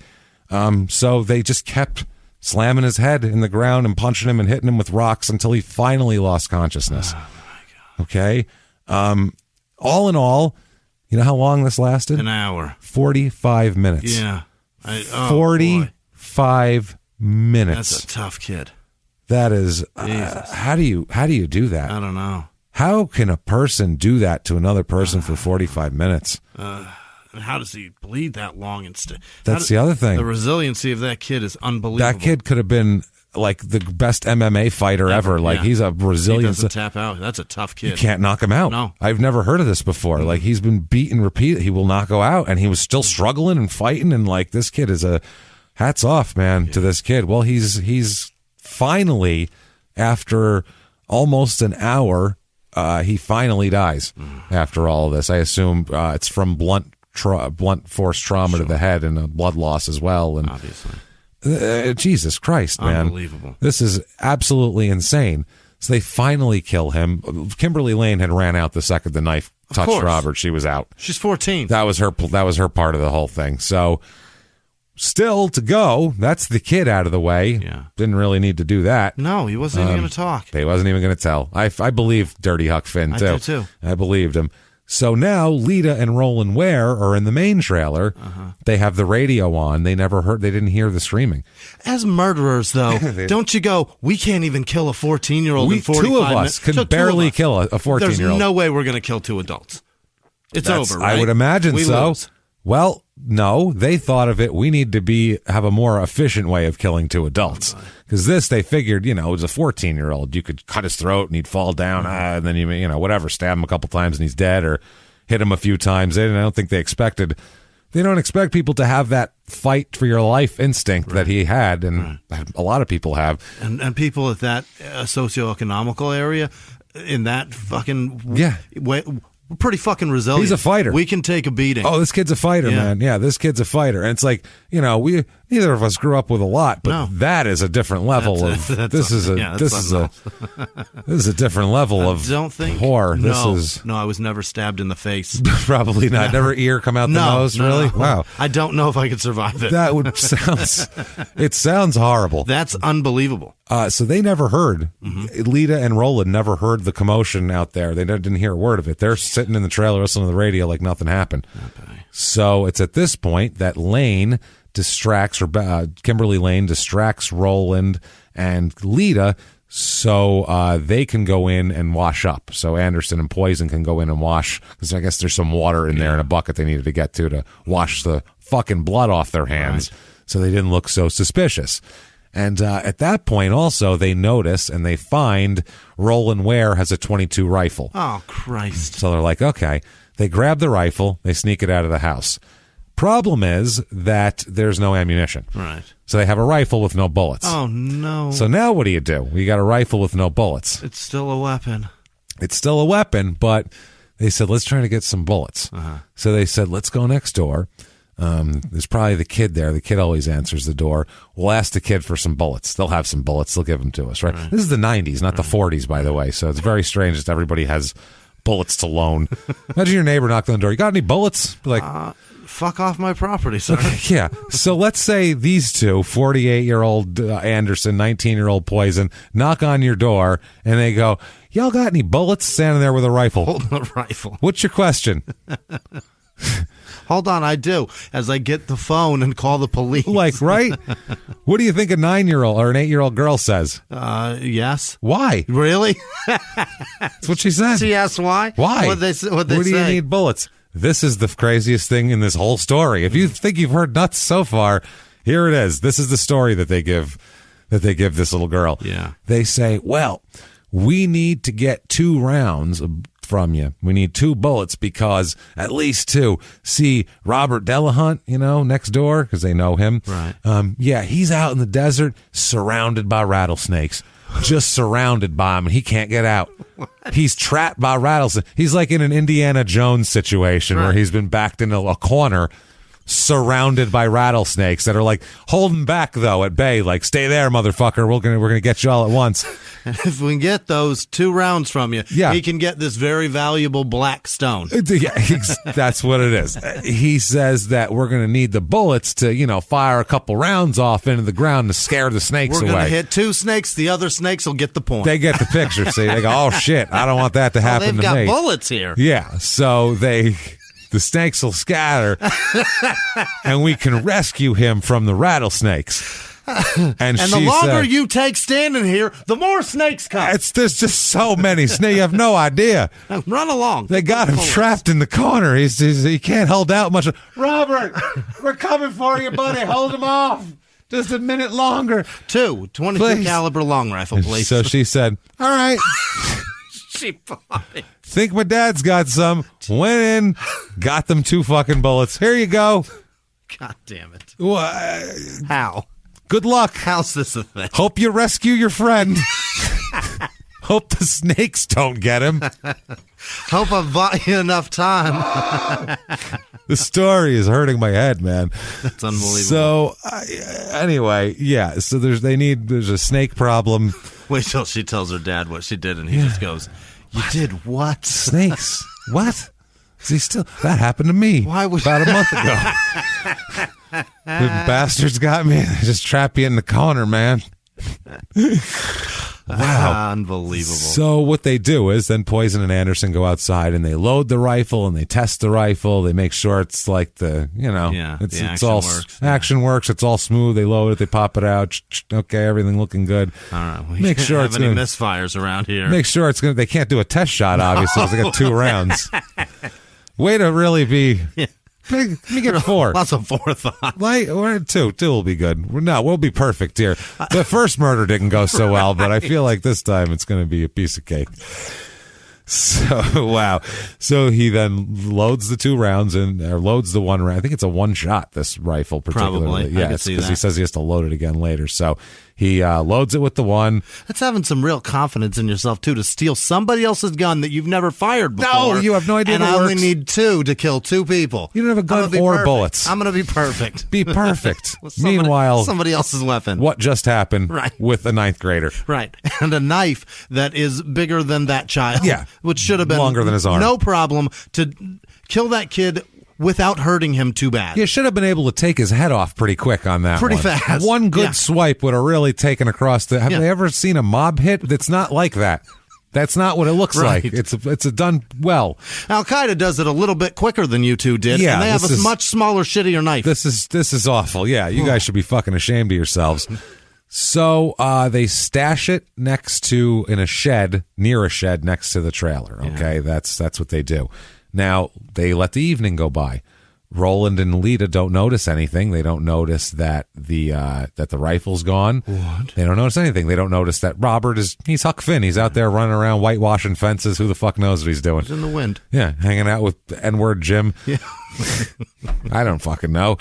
Who knows what he's doing out there? Living dangerous out there. So, not that N-word Jim is dangerous, but he's just out there hanging out doing his thing. Northern Arizona living is dangerous. Yeah, exactly. He's out in the desert. So some hours go by. Some point in the evening, because there is one amenity this trailer has. One. Shelter. One. No, besides that, obviously. But one amenity outside of just, a roof. Yeah. And that is a phone. Oh. It does have a phone. There's a phone line running, I guess. I don't know if they have a community line or what the fucking deal is, but there is a phone in the thing. So that's one thing they have there. Wow. Great modern convenience. So what they do is Anderson and Poison cut the phone line to make sure. Zero amenities. Nothing. Now it's really just done. So 0 stars. They've taken 0 stars. We've taken it all away. So they do that. They wait till dark. They just wait a while longer, darker, and then they chill it all out. Yeah. They then go get the rifle, and they head toward the trailer. Now, what they do is Anderson holds a lantern because there's no fucking electricity. They have a lantern. Yeah. How many 1996 murders take place by lantern light, Jimmy? None. Have we had this is it. Anything? Number 1. Okay, just wanted to make sure. Yeah. So he's going into the bunkhouse to bushwhack him. Right. This is ridiculous. Turning up the propane. Yeah, turn up the whale oil. You got to be careful with those though, because if you can wake somebody up with those. They're so fucking loud. Yeah, they are whistling. Sounds like a fucking air conditioner. Yeah. Sounds like a window unit air conditioner. They fucking scream. A Motel 6 air conditioner. So they enter the bedroom where they are sleeping. They're both sleeping in the bedroom, both Kagan and Roland, just lying on their back, sleeping. Right. They enter the bedroom. When they do, Kagan sits up. Of course. She hears people. She sits up. Here's the fucking lantern. Yeah. When she sits up, Robert shoots her in the mouth. Oh, my. This kills her immediately. I don't know if it went through, got her spinal cord or what, but I mean, quick. She went down and was dead like that. So at least she didn't suffer. Yeah. But still, Jesus Christ, man, this poor woman did nothing to nobody, just laying there sleeping. What's that noise? And then she's dead. Outside of being an amazing person, really. Yeah, a wonderful person, really, a great person. If she had any resources, holy crap, imagine what she would have done for people. She's the most philanthropic person on earth. Yeah, she could have done great things for people, or at least tried to. She had the desire to, which is more than I can say for most people. So, good person. Anyway, so she does that. She dies instantly here. So then, as Roland Ware sits up next to her, as this is going on, Roland starts to sit up. He's got to reload the rifle with the other round. He does that quickly and shoots Roland in the mouth as well. Fuck is it shooting in the mouth? He's a good shot, this kid. He really is. He's a terrible, bad with a rock to the head, but with a goddamn rifle, he is Elmer Fudd or some shit. He's really got a... These hillbillies know how to shoot. That's they do. Because that's all they do. That's all they do. They can't fucking read, so they got to do something. So put a goddamn book in front of this kid and go, read aloud this paragraph and let me see who. Do it again and again and again. Exactly. Like you do with a gun. Yeah, you'll get better at it. But it's more fun to shoot. I know it is. It's louder. I get it. Feels good. I know it too. But it doesn't kill him. No. The .22 bullet hits him, shatters the teeth on the upper right side of his face. Hits him in the teeth, shatters and comes out his cheek. Mm-hmm. So, I mean, that's how .22s are. Even a tooth will ricochet it off. So that's exactly what happens. Shatters all the teeth on the upper right side of his face. Shoots out his cheek. Oh boy. Ouch. So it's at this point where Roland starts to get out of the bed with the pain, and he starts to struggle and go toward Poison with the rifle to grab the rifle and stop him from shooting him again. Yeah. When he does that, Anderson comes in and Anderson hits him with the lantern because that's all he's got. Dangerous. So he hits him with the lantern, shatters the fucking lantern everywhere. So that happened. Yeah. So now there's no light. So imagine this is a light with the light swing. Imagine what a disturbing scene. He shoots her, which is a flash of a muzzle in a dark, dark room with no electricity, not an alarm clock light, not a fucking, Apple TV. No, there's nothing here. Right. Pitch black. That happens, then a lantern comes in, fire from the muzzle, struggle, lantern swinging back and forth, making that crazy fucking light, and then shadows swinging it, and then it goes in and out. What a horror scene. Yeah. This is chaos and horror. And while this is going on, Poison starts beating Roland with the butt of the rifle. Yeah. He just starts hitting him with the butt of the rifle.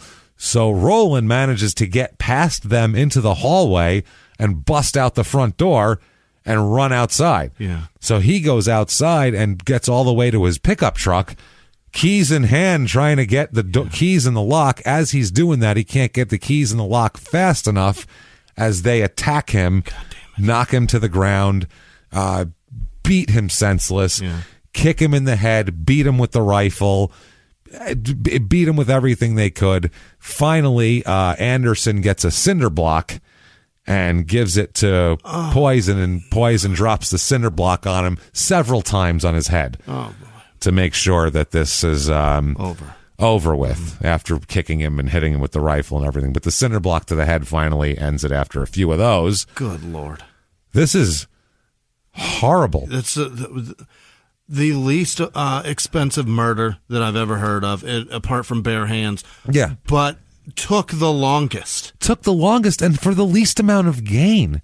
Zero gain. You're gaining a shitty pickup truck that doesn't belong to you. You're gaining with an easy ticket to jail. That's what you're gaining. A stolen pickup truck. Yeah. Woohoo. And zero promise of getting anywhere safe. No, and no gas and no money. Right. And because we think they're all loaded sitting in there. No, they'd be in a fucking Motel 6 if they had any money. They wouldn't be sitting in the middle of the goddamn desert. Zero forethought, because that thing runs out of gas eventually, and then you're fucked. He's not doing it for insurance money. Like, they're going to get $200,000, or they had a big stash of jewelry or a bunch of cash in a safe. There's no reward. No, I've hated this person for years. Yeah.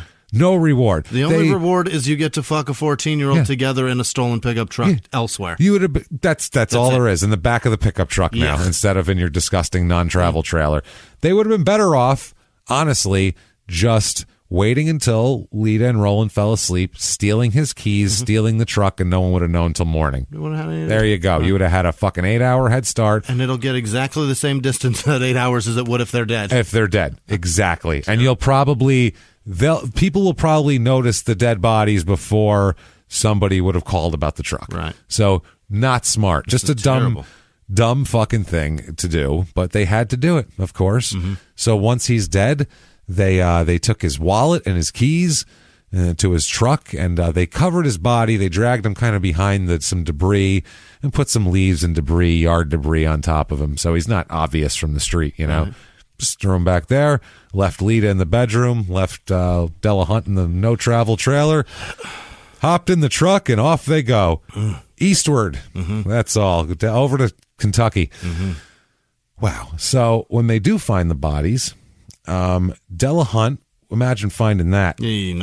He was found beaten, almost unrecognizable, with a knife sticking out of his skull. That was the coup de grace. Once he was finally dead, they just stuck the knife in his head, basically. So they see it like he's like a rump roast with a knife sticking out of the top of it.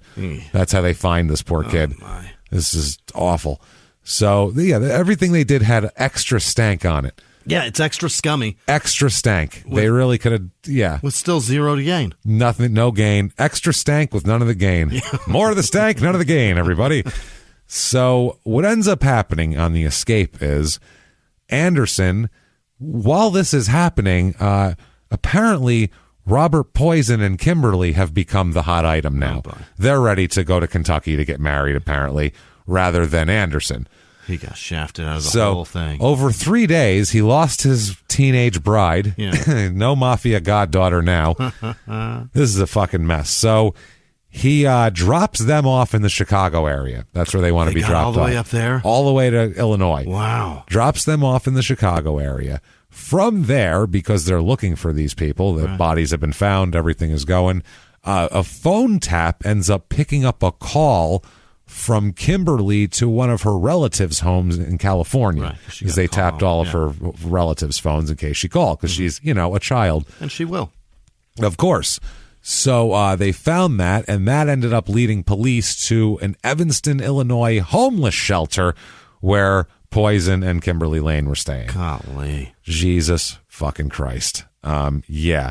So that, we'll talk one more second here.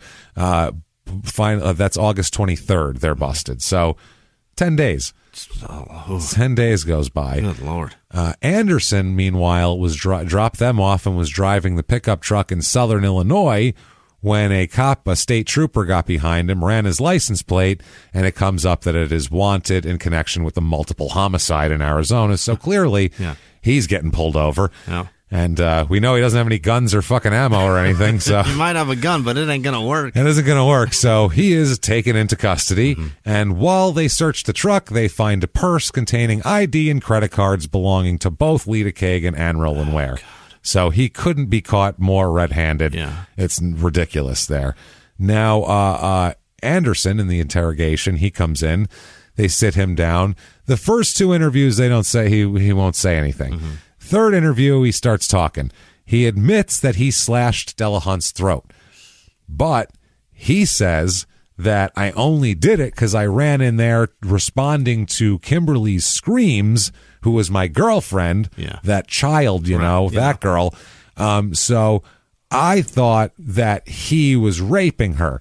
So I heard her screams. Like I do. Like me. I figure if I rape her, who wouldn't? God. Just look at her. Right. Obviously, everybody's going to rape her. Why the fuck? Disgusting person. So he said, I burst in there with a knife, hearing her screams, and see, him assaulting her. So I cut his throat, which is what you do to a 14-year-old rather than, punch him or pull him off. And what the fuck are you doing, you little shit? Go to your room. Yeah. Not that rape would be a room, but no. I mean, I'm just trying to say, you're an adult. What are you talking about? So he, to show how much of a child he is. So then he says that he helped hold Delahunt down while Poison used a rock. The bread knife, when they put it in his ear, they used a rock. Oh my God. To push it into his ear. It's so primitive. Bang. Yeah. But like a fucking gorilla, Jimmy. Oh my God. Bang, bang, and then just shot it out his nose. That's how awful and brutal this shit was. So that's his story, though. Wasn't me. Yeah. I came in, tried to protect the honor of this poor young girl with by cutting a 9th grader's throat. And then the other guy came in and did all the sick shit. I just held him down. He's the ringleader at 19, not me.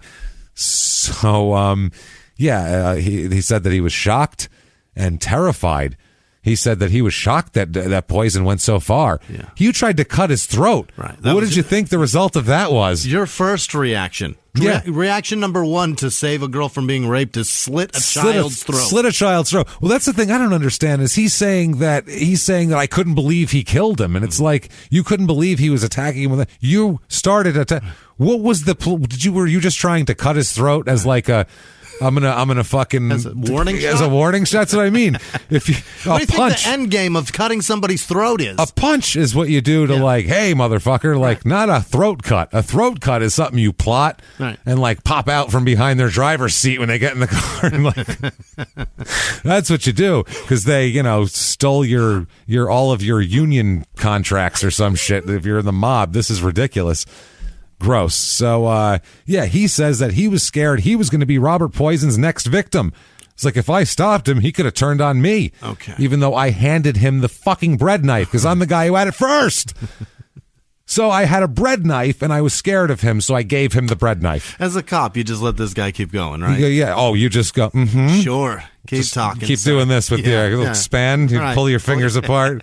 More? Yeah. Yep, keep going. He said that under duress, he said that he complied with orders when he held the lantern up to provide the light that Robert Poison needed to shoot those people. He said, I was under orders, man. They got me. He said that also Anderson was ordered to strike Roland Ware with the lantern and also to hand him the cinder block to crush his skull. He said, you hand me that cinder block. Well, I just did. And I said, oh, man, I'm so scared of you. Here's a weapon to murder with. Fucking unreal, right? Yeah. That's what you do when you're scared. You give the person you're scared of something to make them more scary. Right. That's what I do anyway. I don't even the odds with my own weapon. Oh, my God. So this is a dialogue from his second deal here. It's only 2 things. Otherwise, we would have done a small town murder piece theater. Trust me. He says, the police officer says, okay, but the 3 of you had talked about doing this, of killing Robert, Lita, and Roland. As a matter of fact, Bobby wanted to kill Elliot too, right? Robert Poison wanted to kill the husband too. Remember him telling you that? And Anderson says, when they talked about it, when Bobby talked about it the one day, I remember now, but it was much more in I guess maybe trying to feel you out, a kidding mood, you know? All right. Yeah. He says the only way you'll ever get out of here is by killing them all. That's the only way you'll ever get out. So he just thought he was, that's a kidding thing. You're not being held here against your will. No. You don't have to kill anybody. You can hitchhike in as easy as you hitchhiked out, or hitchhike out as easy as you hitchiked in. It's not that bad. Later in the interrogation, he says, quote, the only thing is on the setup on the trailer is originally when this was all scheduled out, it was supposed to be after after Elliot got home because Elliot was supposed to have money. Yeah, it was all premeditated, he said. So admits premeditation, admits it's for financial gain of some kind. These are all bad things to admit if you're in a murder interrogation, by the way. Are they crazy people, or did Golden Valley do this to them? That's what I mean. Because you can't sit there and go, no. He's got money. We're all staying in a shithole together. Nobody here has money. He came from the outside. Somebody gave him something. I feel like they're attracted to it. Yeah. Scum is attracted to certain areas. So I don't know. It's the way it is. So Robert Poison gets interviewed as well. He's brought into custody. He, they handcuffed him to a beam mounted on the wall. He'll bring all this up later. He was questioned by a couple of sergeants from the Illinois State Police at first, advised of his Miranda rights. He confessed to the murders pretty quickly. Sure. Interview began at 10:40. They picked him up at 10. Yeah. Interview began at 10:40, lasted just over 2 hours. Okay. 3 murders in less than 2 hours. To get over a murder an hour is a pretty good average for a homicide detective. Solid. That's good. Yeah. Yeah, it's usually at least 6 hours a murder. Yeah. He just that just made his whole average just shot up there. his made Hall of Fame. His HPMs are way up. You know what I mean? His hours per murder, they're down now. It's really good. Yeah. So hours per murder there too. So anyway, he then was left alone in the interview room for about an hour and a half. During that period, he was given a cigarette, a cold soda, and a cheeseburger. Oh. So that's not bad. Yeah. He was also allowed to use the bathroom, and they conducted a second interview later on at about 2:55 a.m. that ended at 3:25, so it was only a half hour long. Mm-hmm. He was advised of his Miranda rights again, and again made incriminating statements. Oh, damn it. He was taken back to his holding cell where he slept for about 6 hours. Next day, they give him another interview, lasted about 2 hours. This time, he's interviewed by the Mojave people flew out there to interview him, advised of his rights again. Now he gives a detailed tape-recorded account of his involvement in the murders. Oh, boy. Very detailed, extremely detailed of how many times he was hitting him in the head and all this crazy shit. Drank a soda during the interview, smoked a cigarette. Mm-hmm. It was comfortable. Wasn't tortured or anything like that. He wasn't Brendan Dassey. Right. They didn't sit him there for 14 hours and tell him he was going to miss WrestleMania. They fucking, they were trying to, draw it out of. And that's the type of guy he is. When they approach someone, some of the guys, it's in the homicide book, they all talk about it. Some of the guys you got to approach hard. Mm-hmm. Fuck you. You're not getting anything. You have to show them you're in charge. Some of the guys, you can buy them with a goddamn peanut butter cup and a soda. Right. And that's all they need to crack. It's so they see him as the cheeseburger and a cigarette and be nice to him, treat him like he's important, and he'll act like he's all important and tell you stuff. Yes. And that's what they do. And that's what he does. And that's what he does. And that's what he does. And that's what he did. So anyway, he says that Robert Delahunt repeatedly asked why him and Anderson were trying to kill him.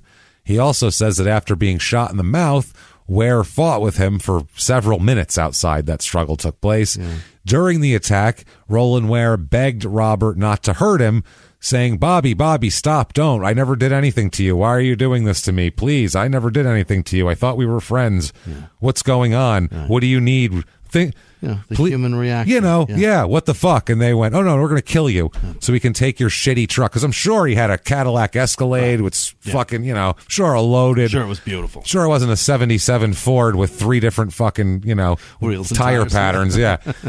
So they want to see their mugshots, by the way? Oh, boy, do I. Anderson, Rebecca, Robert Poison. Anderson looks exactly how I imagined. Just a horrible man. A trailer park man who would fuck a 14-year-old, right. That guy. Right. She looks like She's exactly adorable. what you would think. Yeah. And he is actually more handsome than you'd think. I wouldn't expect him to be. Decent-looking guy. But he looks big, though, that Poison. He doesn't look little. He's a chubby guy. Yeah. He's like big. He's a kind of well-fed. Exactly. Yeah. Right. He's built stocky. Right. He's a stocky guy. It takes a lot of protein to get that guy through his day. He's barrel-chested. She looks like she really enjoys some Slipknot, though. She's Slipknot fan. She's a big Korn fan. She gets back down. Then, probably. Jonathan Davis is her hero. Well, yeah, I think most 48-year-olds do that. Fuck 14-year-olds. That's probably one of their better. That's their go-to. That's that, or they're going to the Shock Fest. Yeah.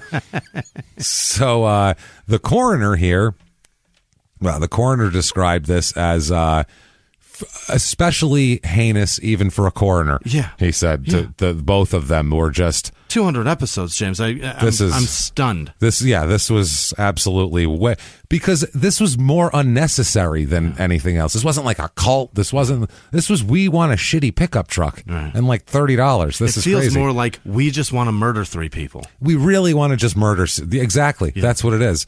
They said it was just unreal. Also, they find a bloody palm print, which is good evidence, on the shelf in the travel trailer. Belongs to Robert Poison. That's not good. So that ain't good for him at all. Very bad, actually. Now, Elliot Kagan feels terrible. He feels like he could have helped. He delivered this evil. He was visiting a friend in a Kingman hospital who just had his leg amputated the same night as the slayings. So, yeah, his friend had his leg amputated, so he was there for him, and instead he said he would have been there otherwise, except his leg he's going there with his friend. He said years later he still gets cold chills when he thinks about what happened. He said, quote, Lita and I were dishwashers, and we were always meeting the type of person that was down and out and didn't have a place to stay. We always helped them out. When something like this happens, you wonder what the world is coming to. Coming to this. Right. So back to the assholes here. Rebecca Lane, or Kimberly Lane, I'm sorry, once she gets into jail, she's in there a few days, and she has a lot of stomach problems and pains. A lot of pain in her stomach. No. A lot of pain. No. Tests confirm that she is pregnant. Fuck, God damn it, shit, cock, no! And it's Anderson's kid. Oh, suck it, Poison! God, Jesus. Why is it so much worse? 19 is still too old, but Jesus, it's so much worse. It's just so much worse. It's just so much grosser. It's so gross. It's so gross. It's just too gross, man.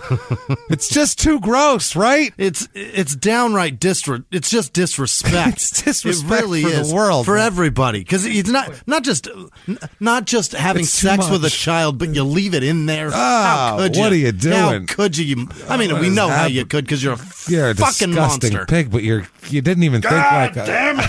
Oh, no. I was like, no, it can't get any worse. Oh, it got so much worse. It really did. Because just a little longer. What does she do? I mean, she has no choices there, right? She's got to keep it in jail. No. You don't get choices not in jail, there. no. You have to have it in jail. So she's stuck with this. Yeah. Oh, boy. So she ends up, before any of the trials happen, she gives birth to this child, fathered by Anderson.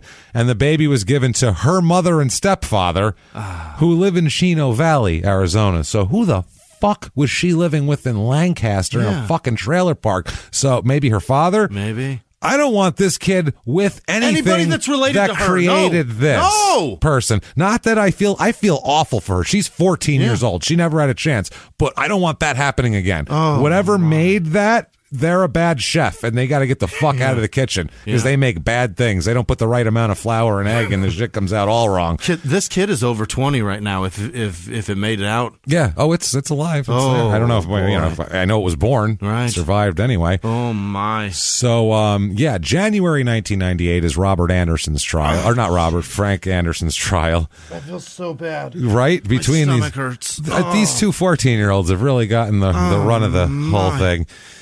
So Anderson places the blame on Poison. Says he was scared of Poison. He called him a, quote, homicidal maniac man who took control of the killing spree, and all motivated by a desire to steal a pickup truck. Homicidal maniac man. A homicidal maniac man was his words. He said that he claimed the murders and the robbery were not premeditated, even though in his interview it says he did say the exact words, it was all premeditated. Yeah. He literally said that. He admitted to slicing Delahunt's throat, but he claimed he did so obviously because he thought he was sexually assaulting Kimberly Lane. He's like, hey, that's my job, buddy. Right. I do illegal things to this poor child, not you. Oh, my. So he said, but after he cut his throat, he watched Poison beat Delahunt to death, but didn't participate or assist at all, even though he said he held him down repeatedly. He also claimed he had no prior knowledge that Poison was going to shoot Kagan or Ware, and he was just an observer of those crimes. He felt threatened by Poison, and he didn't intervene because of the fear. He said, his lawyer said, quote, all of the death blows in this case, every single one of them was Bobby Poison. Mm-hmm. Yeah, because Bobby was a lot stronger. Did you see? He's stocky and strong. And you're little. Yeah, that's what it is. He's you're kind of a more frail old man who's built more for, child rape. Exactly. He's built for, pedophilia, less than full on. You're more child rape rather than murder. Exactly. It's everyone has their talents. Stick with what you do. Know your role. Stay in your lane. Know your role. That's the important thing in this life. And, that's right, Jimmy. You're fucking. God damn it. Everyone tell you you're not smart. Yep. So they said that basically, obviously that his statements. They said that his statements were incoherent but internally consistent, is what they said. The state said, in their opening and closing, they said, we're not using any fancy forensics here. This guy confessed to it and was driving the goddamn truck with the stuff in it. So we're going to give you the old-fashioned kind of murder case. And everybody was like, that makes a lot of sense. They didn't present really any substantial forensic evidence at all in the Anderson trial. The jury took 3 hours to tell him, you are guilty, asshole, for Frank Anderson here. Triple murder, rejecting, obviously, his defense. And he didn't show any emotion when that happened. And he is convicted of armed robbery, conspiracy to commit murder, and 3 counts of first-degree murder. That's incomplete. What about that part where he fucked a kid? Yeah. What? Where he impregnated a teenager. Yeah, I was waiting for that one myself. I was like, and disgusting pedophilia. You're going to add that in there? Because he told the cops, oh, that's my girlfriend. Yeah. They're like, you what? Also, she's pregnant and she's got my kid. Oh, this is so gross. We know that for sure. The jury foreman said they didn't buy it. At the end, they said, quote, we felt the defendant was a willing participant in all of the crimes. It was not threatened or coerced into them. And they were probably really grossed out by him as well. So 1998 is right after that's Kimberly Lane's trial. Her trial is between Anderson's trial and Anderson's sentencing because she's going to testify against him in the sentencing. And it's going to help her out a shitload later on. Sure. So as it should. She should definitely be the least culpable. By far. She's a child, number one. Yeah. A 48-year-old man told a child to do something that he was raping. After he kidnapped her. That's what after he kidnapped her and sexually assaulted her repeatedly. Right. I feel like, I don't know. Maybe it's not really that much of her fault. And legality-wise, they could call it traveling with a companion all they want. She's 14. But she's 14. That's fucking kidnapping. She's a 14-year-old girl. That's stealing a kid. That's what I mean. That's from a trailer. Right. Which makes it somehow so worse. Much scummier. So they called her, in the title of this article, the first line of this newspaper article is, quote, a pregnant teenage runaway charged with murder and a triple homicide will be tried as an adult, the judge ruled. Oh, my. I was like, Jesus Christ, that's brutal. She's 14, will be tried as an adult on 3 charges of first-degree murder. That's harsh. That's Arizona. So, they charge her. By the time they try her, she's 16, but crime happened when she's 14. They find her guilty of everything. And you, young lady, may fuck off. They give her 4 consecutive life terms. Stop that. Carrying at least 25 years for 3 counts of first-degree murder and 1 count of conspiracy to commit murder. Also ordered her to serve 7 years beyond that for armed robbery. Wow. Yeah. So we'll find out. That's going to get changed, though. She's going to appeal her sentence, and also she's going to get help by testifying. Good, because that's a life sentence. They gave her 75 years. Right. Yeah, 4 consecutive, carrying at least 20. 25. They gave her 100 years. They gave her, that's ridiculous. That she's got to serve before even talking. She didn't do it. She did nothing violent either. No. So, I mean, someone who doesn't have the capacity to do something violent, I can't give them 100 years for that. So. And the only thing that she did legally there, I mean, granted, she had sex with him to make out with a goddamn teenager. It was the only legal thing that happened here. She got 100 years for it. Yeah. I found in jail she had some infractions. She's got a lot of disruption, lying to officials, disobeying orders, disrespect, just a lot of shit like that. When you get like a 15-year-old. Sounds like the road that you go down as a teenager. When you're raped. Yeah, and your 16-year-old kid. Right. 16-year-old kid's at home. Yeah. My son, his infractions are all disobeying order. He disobeys 7 orders a day. If I wrote him up, his fucking sheet would be this long. Disorderly conduct? Are you kidding me? Look at his fucking room. Disorderly conduct right there. Done. Lying to an official? Right. Oh my God. He bought something on the PlayStation store. My goddamn credit card didn't fucking tell me about it. Lying to an official. Lying. Lying to authority. Disobeying a direct order. Well, every day. Every day. Normal stuff. In jail, she worked in the kitchen as pepper in some sexual abuse, and this is all just par for the course. This is going to be normal. Yeah. She did some clerk work and some kitchen work, some education aid work, I guess.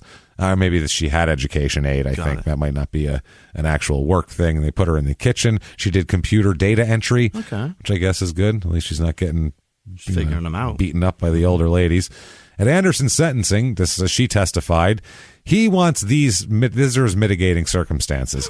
He says turbulent childhood, like 40 years ago, right, including sexual abuse by his father and lack of stability caused in part by frequent moves and attendance at more than 50 schools. What? That's a lot of schools. I don't believe it. I don't believe that. That's too many. I went to like 8 or some shit. I don't know. 9. And it was vicious. And it seems like I'm still spinning from it. So 50, I don't see. He's called him a below average IQ. I believe it. A follower personality. That's clear. Yeah. Obviously. Relatively minor participation in the crimes compared to poison. Yeah. No. His acting under duress and fear of poisoning, a comparatively lenient sentence for Lane because she's going to get, like I said, they give her a lesser sentence. His cooperation with police by confessing and participation in the murders, good record as an inmate since he's been in there the 2 years, and his embrace of religion and Christian ministry to fellow inmates. Okay. That's what he's doing. The court contends that these mitigating factors are not sufficiently substantial to call for leniency. There was evidence at trial that his IQ was below average and that he did not have a leader-type personality. They said that he was not like mentally disabled, though, and not unable to make his own decisions or lacking the capacity to judge right for wrong. They said that, yes, he has been a model inmate and made efforts to help fellow inmates and assist through the Christian ministry.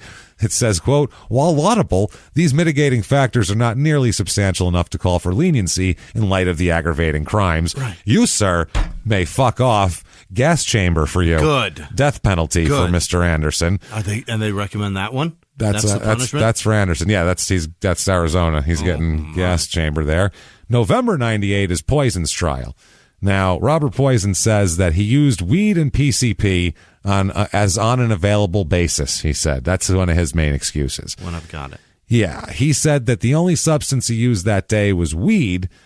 6 hours before that. So he was sober. He reported smoking marijuana at least 6 hours before the Delahunt killing and 11 hours before the murders of Kagan and Ware. Wow. They're smoking dirt weed, right? Too. 1996 dirt weed. They got a little bit of a headache for 20 minutes, and then they was not stoned from that. 1996 garbage dirt weed. This is the shit I used to sell. Yeah, it's not what it is today. The crystally beautiful, smelling like a fucking garden shit. No.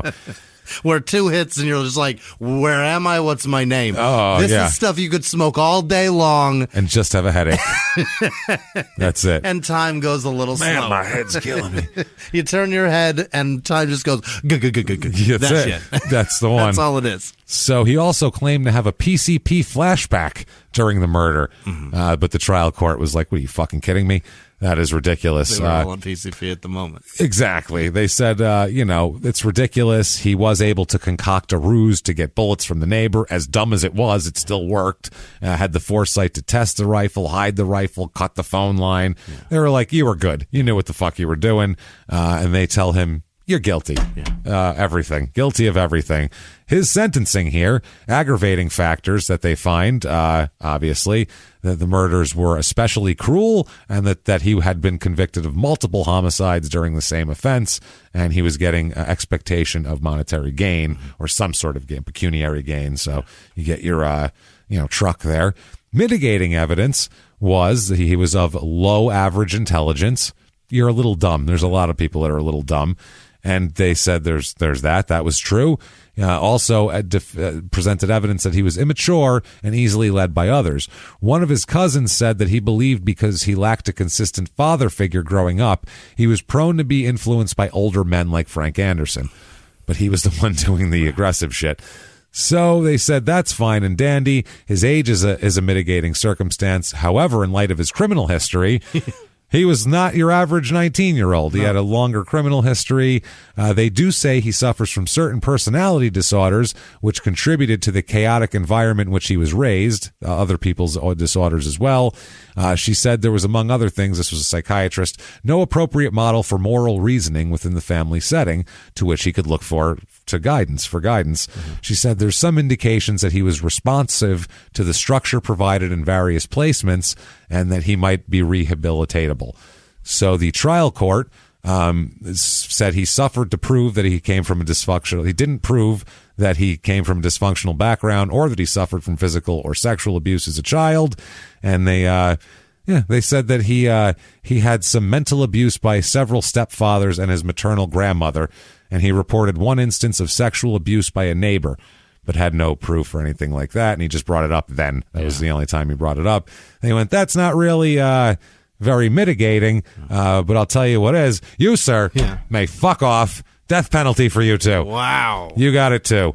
So, unreal. handed him out like fucking candy. Yeah. He appeals based on a bunch of bullshit. It's a bunch of bullshit. He appeals based on, literally, his appeal is, they didn't Mirandize me, and they have him recording where he says it back to them. They start reading, and he goes, yeah, I know, blah, blah, blah, blah, blah. And he goes, you know it from memory? And he starts reading back the fucking Miranda rights. And he goes, so you understand all that? And he goes, yeah. The judge is like, you cut the guy off and finished it for him. Right. Not only did he not get to finish, you said it. So it shows how much more you know it by you saying it rather than him reading it. Taped interview. Also, the bloody palm print. They tried to say that there was some chain of evidence thing, but it wasn't. It was really weird the way they tried to do it. Basically, they tell him that you keep fucking off. Yeah. Go away. You're not getting out. So they unanimously uphold the conviction in 2000 and the death sentence. Anderson, meanwhile, in 2000, has his death sentence overturned. Why? Based on a jury selection thing. Oh, Christ. Ridiculous little technicality, and he needs a retrial, but they quickly do that and convict him again and fuck right off to the gas chamber again with you. Second time? 2 times. 2-time loser for him. Unreal. 2011, he appeals, arguing evidence of his sexual relationship with Lane, who was 14 years old at the time, poisoned the proceedings from the outset. Because they were like, oh, this guy's a pedophile. I'm sure he's a murderer. Yeah. When you do things, it wasn't like it was a past thing that had nothing to do with this. You were doing it that moment. You were saying, I was jealous this guy was... Your excuse was, he was on my girlfriend. So, yeah. They said that he said it was extremely prejudicial. They said, though, his own counsel elicited the evidence of his sexual relationship. So to bring that whole thing up. So, he appeals it. Here, he gets sentenced to a re-death sentence. There you go. Okay. Kimberly Lane, 2004, is released from prison. Okay. So they let her out in 2004. That's way less than 100 years. Way less than 100 years. 9 years? 8 years. 8 years? Yeah, so she was 22 when she got out. Okay. So chance for a life, but maybe. with her background, I hope that she does something to try to help herself. She gets away from the family, maybe. Yeah, because who knows, man? That's rough. So 2011, Robert Poison's in prison, where he should be. Yeah. He says, quote, all my life I used excuses for what I did and for why I did what I did, and I blamed a lot of people. But after you've been locked down like I am and have to face the possibilities of dying soon, you begin to think and evaluate your life, and you soon realize it's no one's fault but your own. You see, it was hard for me to see and face my problems, so I began getting into trouble. It was the rush I got when I got away with it. But that got so old, so I went up the drug chain. I avoided the one thing I should have faced, responsibility. Yeah. Yes, and even in prison, he's in trouble for disobeying orders and fighting and doing all sorts of dumb shit in there, too. Sure. 2013, he appeals again, and this is based on his history of that the court failed to consider his history of drug abuse. And, so they say, nope, still fucking dead. Go ahead. 2013. 2018, he appeals again. This time, this appeal is based on, it's a 3-judge panel in the 9th U.S. Circuit Court of Appeals in California, said the Arizona Supreme Court improperly dismissed mitigating circumstances in the case because there was no direct link or causal nexus between those circumstances and the crime. This violated his 8th Amendment protection against cruel and unusual punishment, and it came in the midst of a 15-year period during which the court consistently applied an unconstitutional causal nexus test. Death sentence overturned. What? Life in prison instead. And so he is serving life in prison. Mm-hmm. Kimberly Lane is walking around somewhere on the street. Oh, my. Anderson is on death row or, whatever. He's pre-death row or whatever the fuck it is. So that's how that works. That's Golden Valley, Arizona, everybody. Pack up. It's as scummy as you expected. Get yourself a travel trailer and head on by, huh? Good Lord. If you, Poison got it overturned. Yeah. And Anderson's going to die. Which is about right. Yeah. It's about right. Yeah. I think everything worked out about right. Yeah. You know what I mean? Kimberly. Oh, poor boy. Kimberly. Poor Kimberly. I hope she gets a lot of help. She's going to remember every day what she did. She needs a lot of counseling, that girl, just to get her life, just to get a good mental state to be able to have a life. Not to put too much onus on her, but what do you think the outcome is if those boys tell her to do what she needs to do and she goes, no? That's what I mean. Do you think it even happens? I bet it doesn't happen. I bet it happens. That was just one way of luring him to the trailer. He could have been like, hey, I'm going to show you something. Come here. And he would have done it a different way, I feel like. Ambush him one way or another. That was just the easiest way to do it, was get him in. What does a 14-year-old boy want? A 14-year-old girl. Yeah. Of course. Their science teacher. But besides that.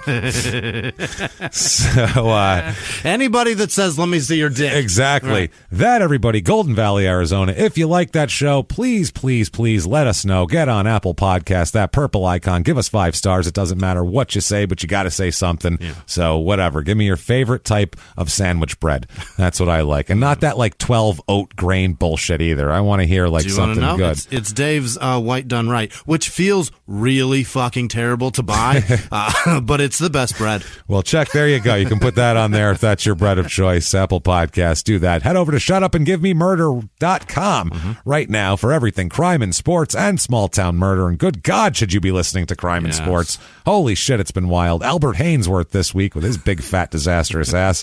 You can watch him. And, check that out. Also, listen to P.S. I Hate This Movie. We did First Wives Club this week, and it was a good movie. Yeah, it's less good when you watch it now. Really? But yeah, there's so many good actresses in that movie. It is. That's what the thing is. So it's enjoyable. So that was like a sneak. Yeah. I get to like half enjoy it, but also it's a piece of shit, and I can make fun of it. Great actresses. Unbelievable. Yeah, fantastic. Yeah. So check that out there. P.S. I Hate This Movie. What else here? Oh, yeah. Follow us on social media. We're at Murder Small on Twitter, at Small Town Pod on Facebook, at Small Town Murder on Instagram, at Crime and Sports is the email.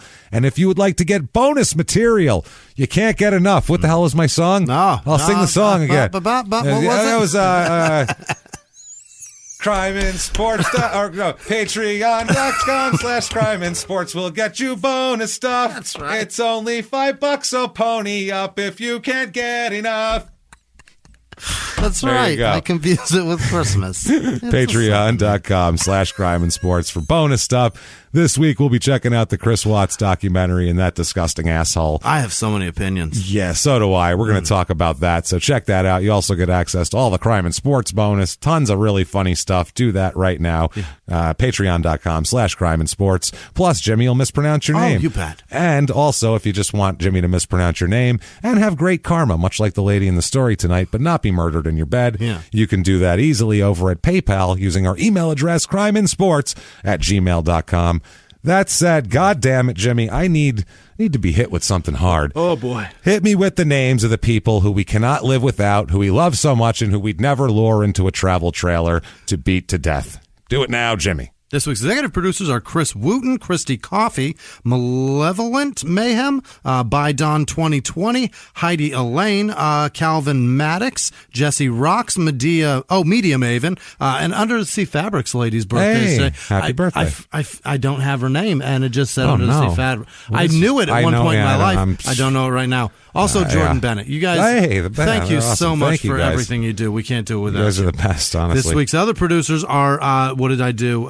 JL Russell. I think Jagle. I can't tell if it's an E or a G. You wrote it. I did this. Bushy, with no last name. Angela P. Jackson. Elena Tipton. Matthew with no last name. Alicia Salter. Nikki Trevarton.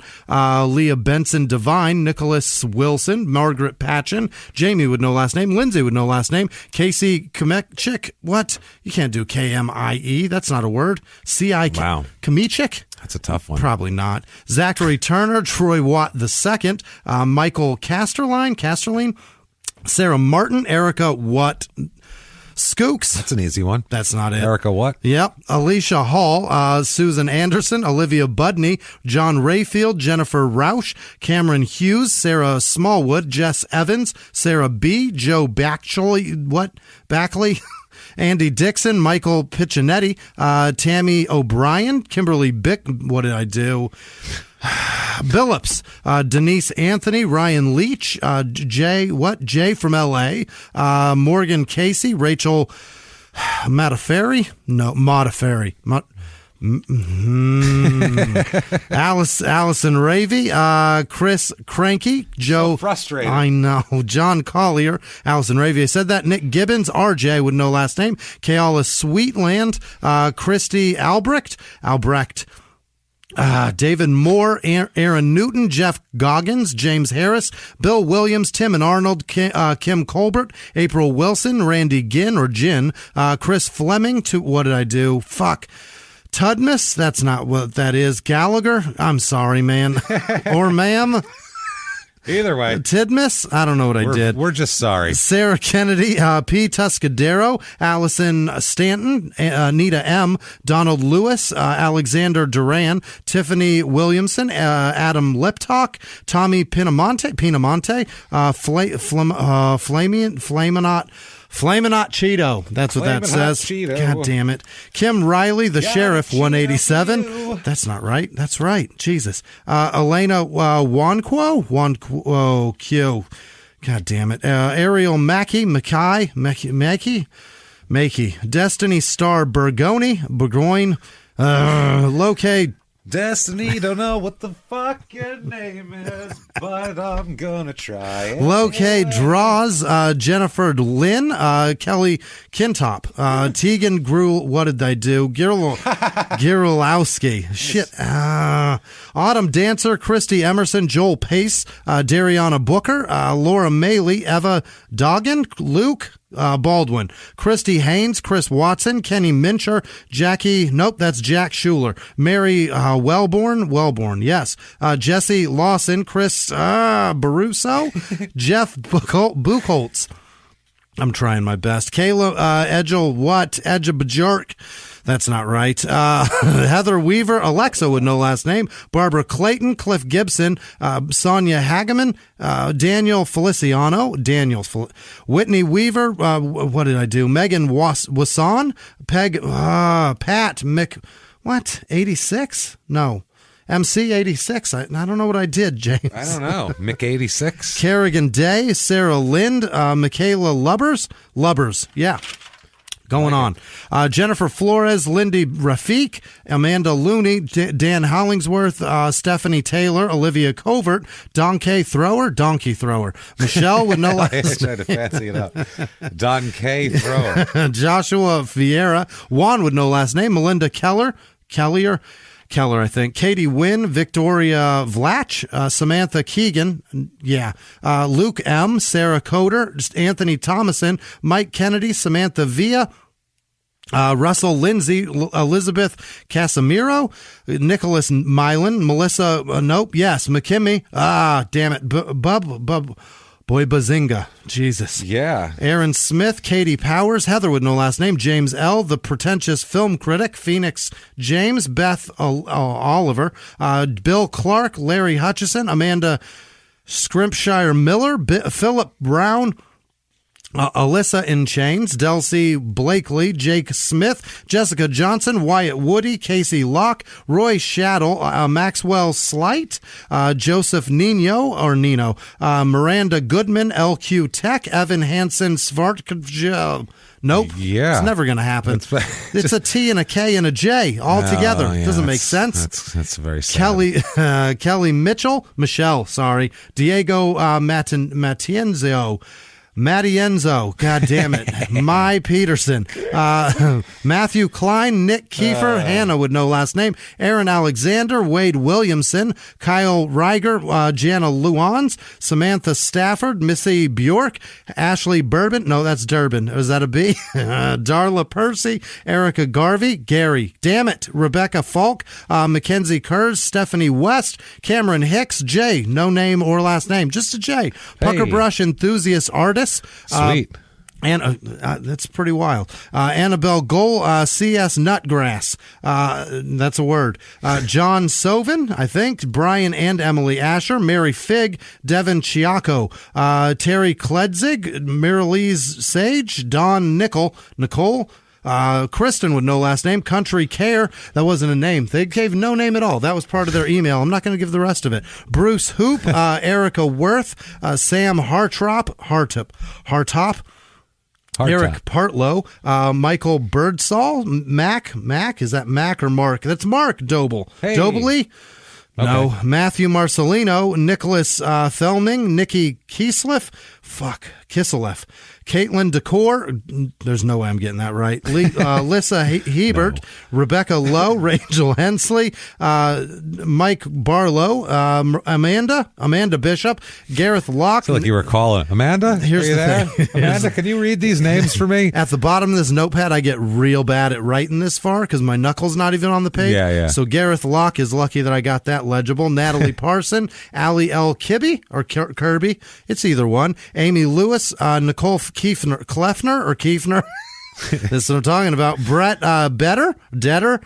Not sure. Dan Risto, Jenna Gillette, probably, I hope. It gets illegible as fuck. It's dicey down there. It does. James Castle, Jessica Masseri, Sylvia Rodriguez Oliveris. Matt Howland, Casey Hoffman. This guy told me a story, James. I would never tell it. It's fucking unbelievable. But I will tell you, Casey, that your stepfather's a piece of shit, and I hope you hang in there. Thomas Smith, Janice Hill. We get it. Oh, boy. No, you don't get it. It's crazier than you could ever believe. It's fucking... Sometimes a stepfather's involved. It's going to be bad. He's a real monster, and it's not for what you suspect. Melissa DeMarc, Ricky Spoonmore. Hang in there, man. Nikki Batchelor, Mason Peters, Amanda Seafelt, Rebecca Rose, Linda Brila, I think, Mike Wise, Kelly Valance, Joshua McNamee, I think. Happy birthday, Ellie White, by the way. Happy birthday. David Decant, Rachel Cascaden, April Udy, Ashley Vio, Melissa Atchison. Happy birthday to Jay. Nope, that's a Z. M-I-J. That's Zamidge, right? Yeah. Maybe Zami. I'm not sure. Rabbi Shmulalovich, I think is the name. Hey. I don't know. He listens also. Shalom. Leah and Madison Medlock's anniversary and Alexis Studebaker's birthday. Happy birthday to one of the coolest cars. Happy birthday to your defunct car. Man. Right. It was a great car, though. It's Mary Edsell's birthday as well. I think so. I think it is. And also Hudson. Neil Kosker, it's his birthday also. Thank you guys so much. Mason Peters, Melissa DeMarc, Amanda Seafelt, Mike Wise, Kelly Valance, I said that, Molly Wooliver, Delia Betts, that's what it is, OV Films, Maggie Pappas, William Miller, Ziva Cooper, Lisa Schultz, Homer Nunez, Joe, Joe Bartosvia, Witch. Wow. Terza and Quezada, I think. Christina Daniels. Joe, nope, that's Jade Vera. James Martyr, Katerina Niedzolka, Erwin Lopez, Peyton Meadows, Maria Risper. Titan. Oh, shit, it's Titanova. I apologize. There's tits in the name. It's distracting. I'm never going to get this right. It's distracting. It really is. See tits either in front of you or even spelled out. We can't help it. Beras Nuave. We're not strong men. Amanda Knight, Alicia Abba, Gary Friedman, Leah Barnhart, Wayne Rose, Madeline Clark, and also Valerie. I think it's Valerie Arias or Arias. I'm not sure. But also all of our patrons. You guys make life worth living. Thank you so much. Thank you so much, everybody. Honestly. for everything you do. We cannot do the show without you. And we're forever indebted to you. Truly. Honestly, for helping us and being there for us. I feel like we owe you at least to get to your city and do shows for you. We can't fucking wait. One day. Yeah. And we will be doing shows soon, virtual live shows. We're going to do that, an actual real show. Can't wait. Too. It's going to be really fun. But what if somebody wanted to get a hold of you and lure you to a travel trailer? Yeah, Jimmy, how can they do it? Find me at Whisman Sucks, WHISMAN Sucks. Where are you, James? You can find me at Jimmy P is funny, or just copy and paste my name from you'll find it. Yeah. You know how to find people out there. You're all intelligent people. So that said, good Lord, thank you so much, everybody, for joining us. My stomach hurts. It's been this was a crazy ass episode, much crazier than I thought when I started researching it, and it turned out wild. Remember, if you're cornered by snakes, 222 bullets will do the trick. Dispatches them all. It'll dispatch all of them. They get the point. They understand what's going on, don't they? There's bullets here. Make sure to think about that. We'll see you next week. And until next week, everybody, it's been our pleasure. Bye.